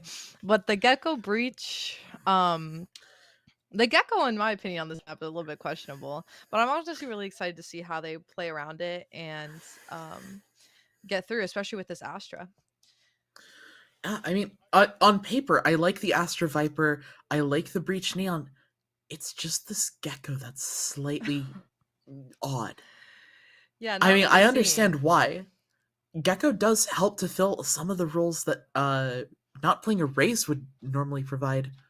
Meanwhile, on the side of UCLA, dropping the Omen for the Astra, otherwise it's just that bog standard double smoke Senti comp.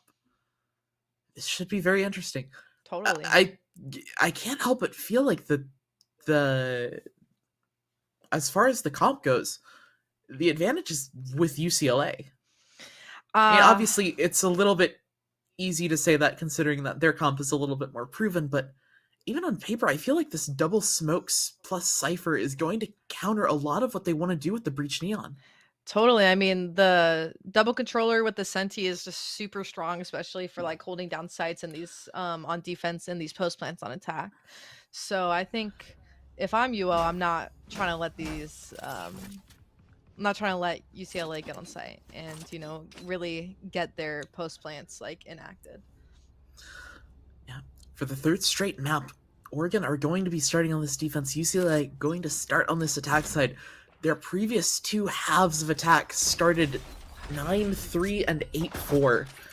UCLA looking to continue that streak of dominance as we go into map 3, and already pushing heavy through mid. This crossfire from Ryu and Wakeless going to try and stall out UCLA, and it will for just a bit, but not But actually the smoke going to mail get really much stopping this damage crossfire on it. from happening. Yeah. This is gonna go down. The stun catches on to Ryu as well. The Chewy on the also finds everything's just happening way too fast. The Chewy managing to find a couple of different picks. Also interesting, another role switch for the side of UCLA. Very flexible players, it seems. The Chewy moving off of the primary initiator onto the Astra. Shazad moving back onto the initiator, giving Roar the raise. Kong taking over the roles of Senti, and Duck back on that Viper that was so influential on map 1. Duck really seems to have a lot of impact on this Viper, and the lurks and, you know, the timings that he takes are just really strong. Seems like UO is going for this little mid aggression with the Astra Star. And in my opinion, this is one of the better rounds to do something like this, because you do have this ability to walk up. It seems like Ryu has actually snuck through, but the right click's betraying him just a bit. Not able to get the gun in time. The fourth right click needed is also the one that seals his fate. Duck, meanwhile, already on pace for a backstab. Okay. He'll catch on to Oogway. Timing there is impeccable. Only player left will be able to grab this ult orb, but with just a shorty, there's not really much he can do. Yeah, I mean, do you have to go for the vents, or do you just like play exits? Like, what do you do with a shorty here?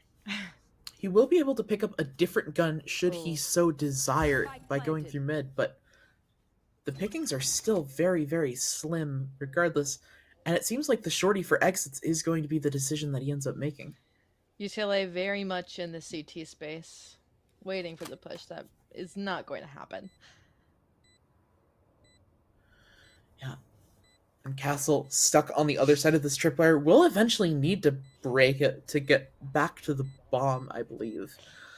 So that could be something to watch out for. But I believe that nobody is going to die to the hand of an opponent right now. Castle going to have the opportunity to push back towards this bomb, and UCLA are just going to let him have it. Jumping for joy on the cam. UCLA getting their second that's yet another pistol plus second round that they've been able to convert. Yes. And it seemed like a lot of the momentum that they lost on Haven was because they weren't able to convert that second round on the attack side or on the defense side pistol. Yeah, So it's totally. reassuring to see them complete that pistol set this round. Yeah, I mean, Shazad coming in with the NA buy, the over buy on the third round, gives UCLA a very good chance at winning this third round.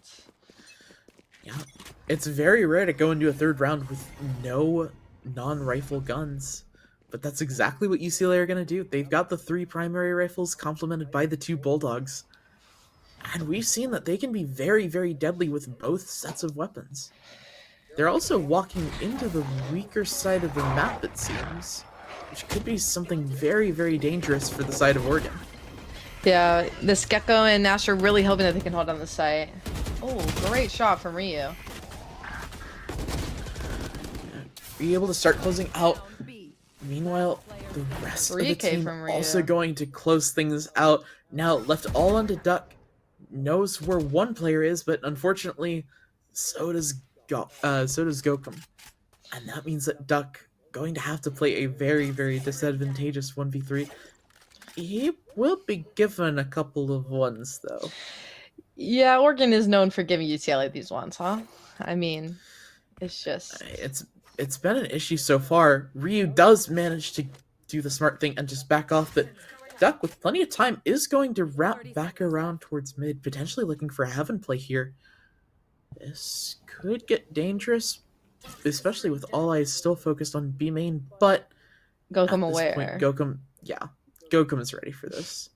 Duck, great shot, is able to get back through the door, gets the headshot onto Gokum. That's already past that threshold of damage where you start to feel comfortable if you're UCLA, or if you're Oregon, rather. Any more damage is great, but at this point, the round is already done. Duck will be given the chance to save this rifle, though. The defenders for the side of Oregon don't particularly feel like they want to try and duel Duck. Yeah, after the shots that he got that round, I'm not surprised. I think keeping those guns there for Oregon was just too enticing to give up the possible rifle from Duck. Well played from Oregon by, you know, not over peeking, not giving Duck those ones that he's known for getting. So, yeah. Very huge. Interestingly enough, Uguay going down to 150 to buy a Phantom. Meanwhile, Gokum, their duelist, is just going to be on the Sheriff for this round. I'm not sure how much I like that. Maybe his Sheriff is huge. Who knows? Gokum walking up to take this space, though. Clearing out B main by himself, contacting.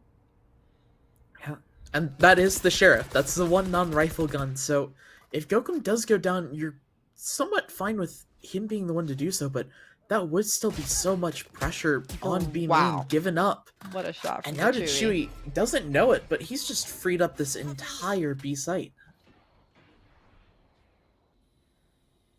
Little lurk up ramps from the double lurk. I mean, no one's on A side either. Great kill from EU. It does take quite a bit of damage to do so, and without the sky, that damage is going to linger throughout the round. Wakeless clearing out this B main space, knowing that they're not there. Yeah. At this point, they'll know that UCLA is on this A site soon enough. The bomb coming down. UCLA able to get set up in a post plant relatively, not even relatively uncontested, just entirely uncontested. And this might be a hard one for Oregon to break, but they do have that Thrash to work with. 2 players on side, 2 players ramps. I mean... Oh, Thrash is going to get nothing. 2 sets of stuns. Duck sees Wakeless and is able to take him out. Meanwhile, Castle does manage to go huge, but not quite able to do enough. Rora takes him out in the end. And UCLA, after a very slow and methodical round 4, are able to get back on the horse. Keep picking up these rounds and knock knock Oregon's economy back down to another questionable spot. That is where it seems like Oregon doesn't even know what they want to do. Totally. I mean, they kind of are forced to save here. Don't have enough money to really buy. This is where you do see, like, the cons of the Oregon comp. I mean, there's just not a ton of you're not getting a ton of info around the map. especially if you're playing heavy towards mid like they like doing. Yeah, there's not really a good space for the Gecko to throw up those vertical dizzies that you see on maps like Bind to get info. That? But alternatively, there's also not necessarily a lot of room for this stalling util. And when you're playing up against a team like UCLA, just any sort of stall would be huge. Oregon just aren't able to get any out in time. UCLA get onto the site, and with 3 players left, some of them, I believe all of them at this point do have those weaker weapons, but I don't know how they're going to be able to use them to try and get back into the state, even just to play exits. UCLA playing this great post plan with 1 in main and 3 on site, 1 under hell. I mean, the crossfires are just there. Oregon trying to play for exits, it looks like.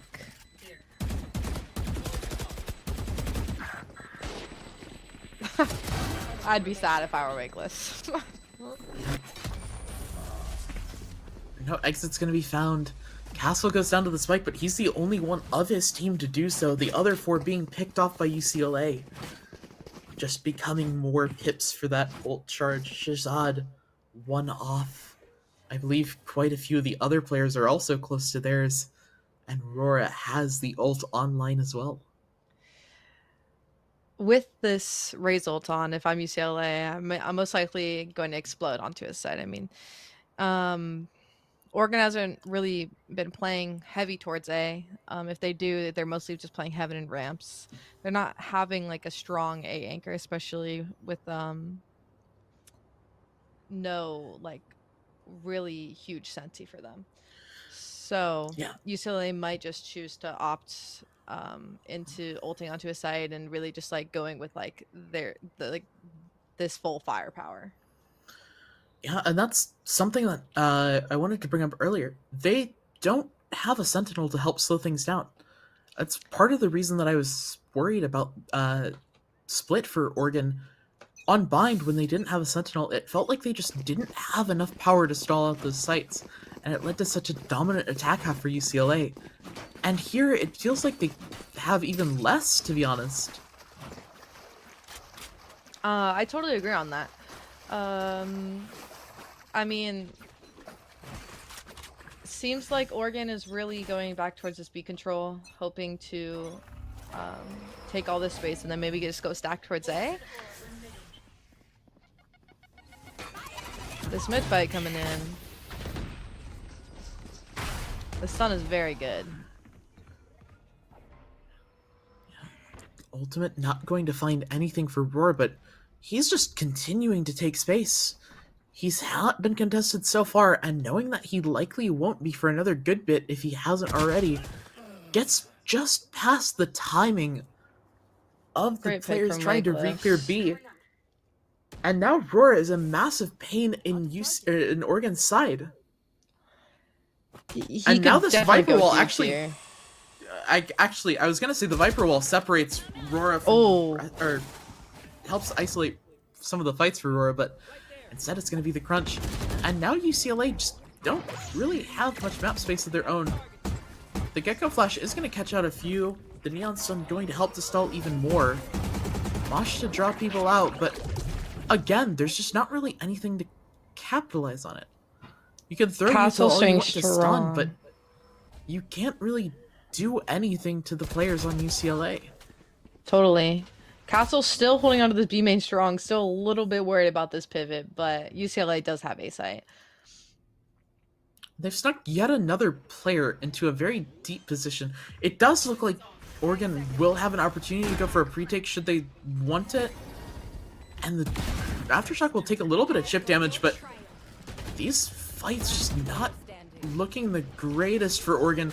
It will be enough to win out in the end. The Seeker actually catches onto Uguay, but with Wingman on the bomb, it's just going to be so hard for Duck to get back into this, and he's not able to. Oregon not looking the sturdiest that round, but if that's what it takes to win their rounds, then go for it. Totally. I mean, coming out of that timeout, they seem to have their game plan down of Gecko and Viper just holding onto that A main, and it just seemed to work really well for them. They have the Neon Ult and the Astra Wall. Maybe they'll just play heavy retake towards the site with the Astra Wall. Seems like Gokum is not going to... Oh, there's Castle's gun. Never mind. It was nowhere to be seen for a second. Yeah. Again, this back to the same in control. Yeah, this A pressure being identified by both players as something that is pretty solid for UCLA. Okay. And Gokum just swinging out a bit too far ahead. Nothing really there to gain for the side of Oregon. Huge kill. Ryu does manage to catch on to Shazad, though. That'll stall the spike plant just a little bit, but Dechui also now given an opportunity to grab his ult off of the plant. Very and this huge Viper's pit is going to be very hard to deal with. Especially when, given that there's no Omen, your flank is entirely protected. Everything's going to have to come out of CT and Heaven. And that's just such a hard position to play from. Duck tries to swing out ahead, but Ryu able to catch things out. Ryu good for another before Conk shuts him down in this 2v2. Castle able to find one. Conk needs the ace to close it out. So low on health.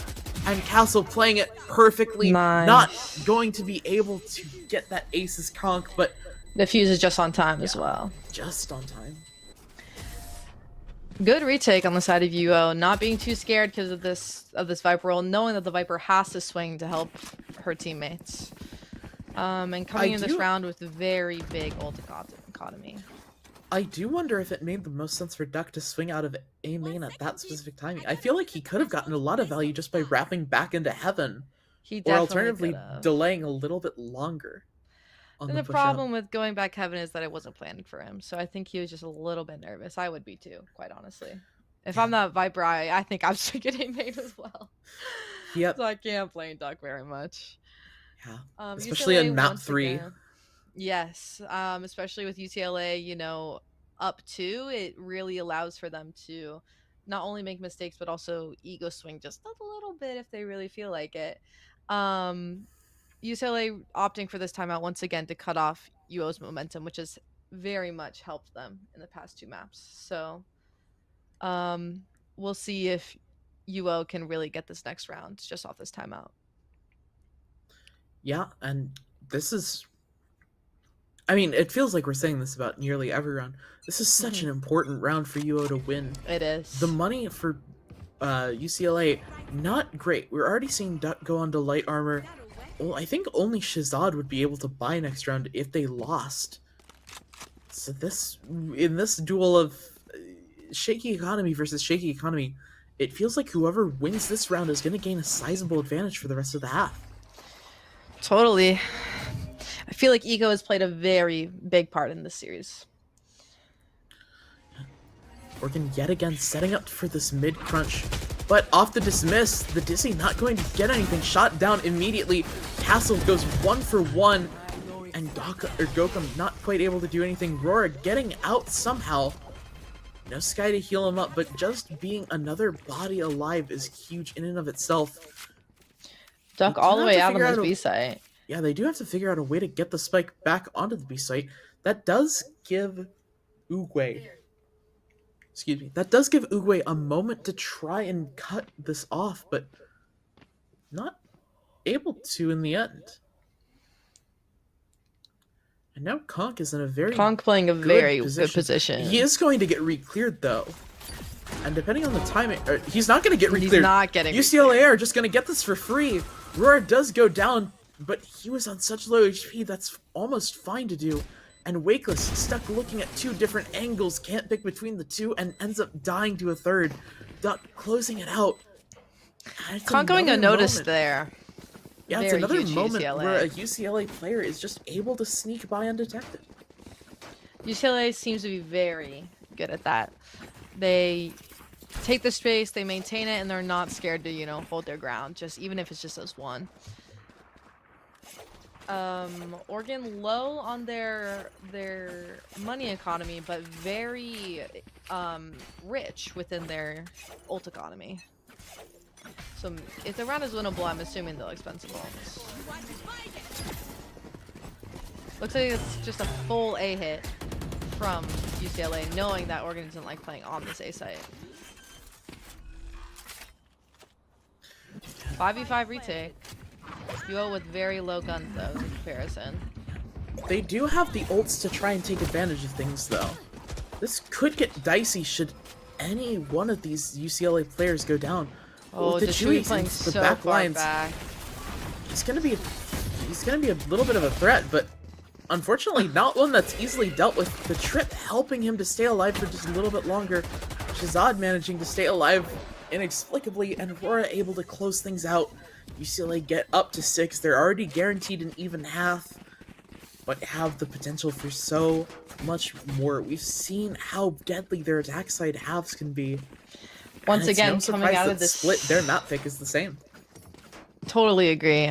They're coming out of this timeout once again, getting 2 rounds, and possible for it. It's just their timeouts have been just looking so great, cutting off UO's momentum, while also, you know, reenacting all their plans that they have gone through and making sure they don't like lose their minds, you know. Yep. Aurora again set up for an early 1v1 on Ryu, and it's these types of 1v1s that we've seen all night from the side of Oregon. They just haven't been super beneficial for them. Goodkin does manage to pick up a weapon off his fallen teammate's body, but what more can Oregon do? They have these ults to work with, but they're not in any sort of a position to use them. This it seems like we're setting up for the breach ult, but UCLA are playing around it so well. This breach ult isn't really going to find anybody. It actually will hit 2, but with the Raze ult online to counter it, and Duck's position going unnoted, gets a 3rd somehow. Can't quite convert the 4th, but at this point, the 2 players on site have recovered, and Conk able to swing in to trade. UCLA continuing their streak of attack side dominance. UCLA's post plans have been looking very nice. They have all the crossfires. It's almost like they have most likely practiced exactly where they're going in these 5v5 post plans. You mean you saw the guy's screens, the guy in the corner, I forgot where everyone was, but I know Duck was hell. And then they had 2 main. Like, they just had their post plant down. Looks like Oregon is really going back towards this ramp control, trying to see if they can cut off this A main pressure.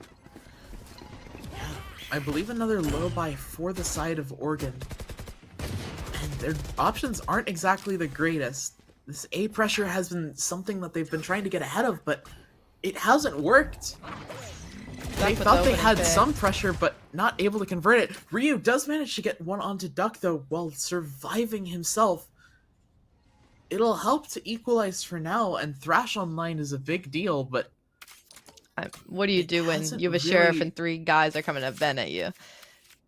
Yeah, there's not a lot of opportunity there, and Oregon are actually just going to cede A heaven. The gun not recovered, space not taken. They're betting it all on B, and they're betting incorrectly. UCLA know everything's clear. They cleared heaven. They cleared ramps. They have so much time to set up for this post plant. Yeah, it's even a possibility that they could go for the open post plant if they wanted. They won't be able to at this point because they're now starting to worry about whether or not the timing on heaven has been bad for them. But they've let their 2 very, very aggro players get into screens before they even tap the bomb. The post plant positions are so far advanced that if UCLA was coming from CT, they'd be in such a bad spot. But instead, coming from A main, they have Conk to deal with. This little Bucky might get something. Nope. Oh, we're spraying bodies? Yeah. Uwe does trying to make it happen. Conk tried to swing out ahead of Uwe, grabbing the rifle. Try and do something with it. And Uwe now just looking for damage. Might not be able to find any. He does get the flash, but not very... Right click. Yeah. Does not have a lot of bullets to work with. And does not have a lot of HP to work with either. Yeah, not much you can do there, especially with low time. Just trying to get one, I think, was totally okay. We have so we'll be this Thrash. So at this point, we will be seeing one of the scorelines from either map 1 or map 2 going into halftime. That seems like we're always wavering on this. Yeah. On this 8-4-9-3. Yeah. We're totally right about that. And okay, Aggro. Goku does manage to get one. The smoke in sewers does help to secure things.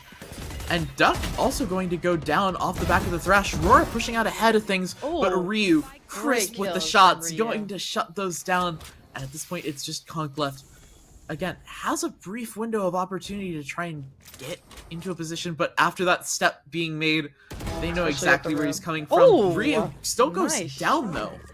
Very but winnable. Not in a great position. The Neural Theft is going to let him know that he has the chance for a series of 1v1s, and the cage will help, Great but kill. Castle, with the perfect spray through it, secures the 8-4 half. Let's just hope it's enough. This map is very defensive sided, and now UCLA is on the side that does favor their comp. So it's going to be very difficult for UO, but they do have this firepower of the Neon, and let's just hope they can have the support util to back up Gokum as he tends to go very early ahead, as we saw on Haven, as the rest of the team. Yeah. Okay. So, for the side of Oregon, a lot of what they're going to need to do is get this pistol win, the anti-eco win, Yeah. the bonus They need win, Yeah, they need the bonus. and then maintain that momentum going into the rest of the half, running an unconventional comp against a comp that is uniquely suited to deal with it. Yes. And they've already lost their duelist. Let's see if the dinks. Very low on the side of UO. Many of them are just one shot. Yeah. Like, now with the most health, but not going to have much. Yeah. Duck. Not quite lining up for him, but good enough in the end. And, well, we're already running into issues at step 1. Seems like we can't get step 1 enacted, but maybe UO can get this second round eco just like they did on Haven. But that might have to come with a few hero plays from a few of them. Just like how Gokum had that hero play within the second round on Haven. Looks like they don't choose the force here. On side of UO. Mid pressure, trying to do a little bit of a fake with the neon, but not too much. It almost seemed like the nade got stuck on one of the nodes of the Viper wall there. Yeah, that was a little silly. Luckily for UCLA, that's about where you'd want that nade to go anyway, so. That is true. It Yes. does not stop very much. Duck playing this really, really well, knowing that there's probably going to be a lot of pressure coming his way if they do end up going through that route. And just backing off, constantly giving himself a more beneficial angle while calling a teammate over to support. And they're walking right into it. Rora, last spotted on A, now playing Heaven, has Duck to support. UCLA just playing these positions so, so well. They're patient. They're, you know, just staying their ground, which we've seen so much throughout the last 3 rounds. Yep. Ooh, Now, great the opening stun kick. will catch, Oh, but Oh, unfortunately, okay. Duck just able to get Okay. 4, gets the Oh, last one wow. with the ghost. And Dechui Wow. supporting from the site, able to close things out. But That's a Duck, Spectre for you. yeah. And that's the type of standout round that we've seen some standout rounds from Duck, but a lot of them haven't been quite that sort of standout. There's So it's really, yeah, totally. really encouraging to see, even at this last moment, Duck is still capable of pulling out runs like that, where he's just able to stand, deliver, and get so, so much value for his team. Totally. Duck has been very impactful this entire series, and that just shows that he can also get the flashy kills as well. UO really likes opting for this, you know, neon run-up ramps and just leave. Yeah. I believe this is a very similar style of play that DRX Great were going pick, for back in like- 22. when they played the Neon on or on Split. And that was before But- the Neon was as good as it is now. Yeah. Well, more importantly, that was before the Cypher was as good as he is now. Yeah, that is true. So though losing the Oh, Viper the is huge, but timing. Gokum's timing is just atrocious. It's just not good. That will help to sell the idea that the pressure is all towards A, but Beast like again, Spike completely is free. so far behind. Oh, this sucks. Still not quite there, but it will give the illusion of pressure. Which means that Oh, this the three flank. the 3-person flank might come a little bit unnoticed. Castle is in a position to go for it, though. And Chewy is able to swing out, but Roar able to trade. Has the nade, ends up spending it on the close The high right low. angle. But with 2 players stuck back site, this isn't the This is easiest not position ideal. to play from. The Cypher does manage to walk out, but Conk does get shut down. Wakeless closing things out in the end with the kills on both Cypher and Raze. And at the very least, Oregon do manage to pick up the bonus.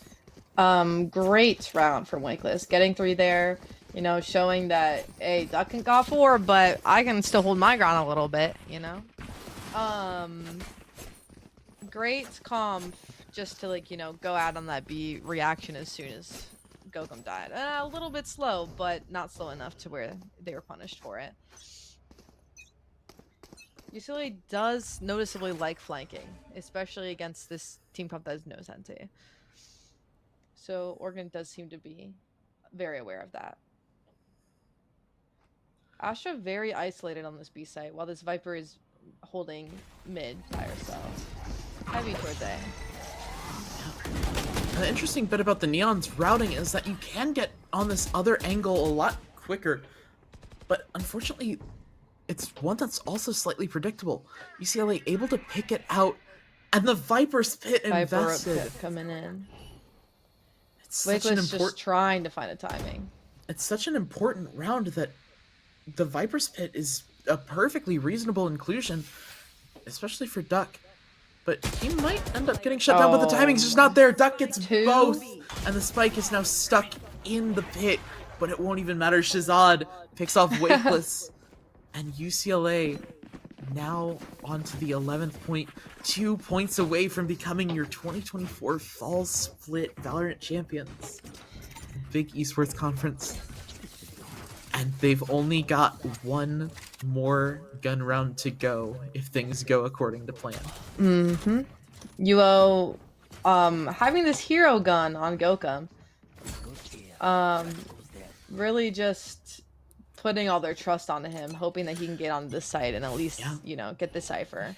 Cypher is set up for this Neon push though, so. Yeah.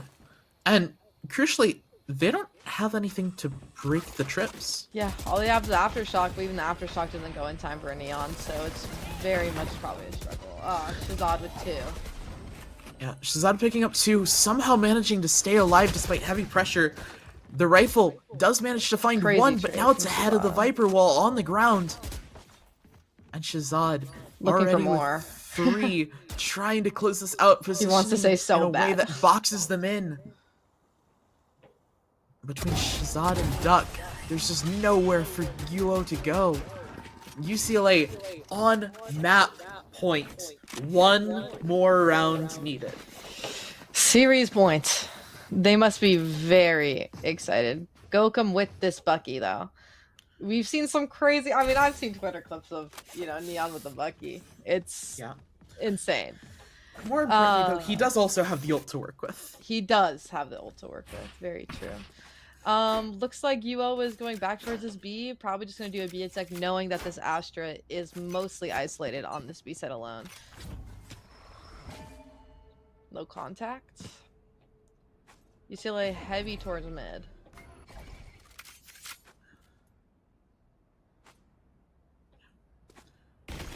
Quiet for now. Spotting the Viper out.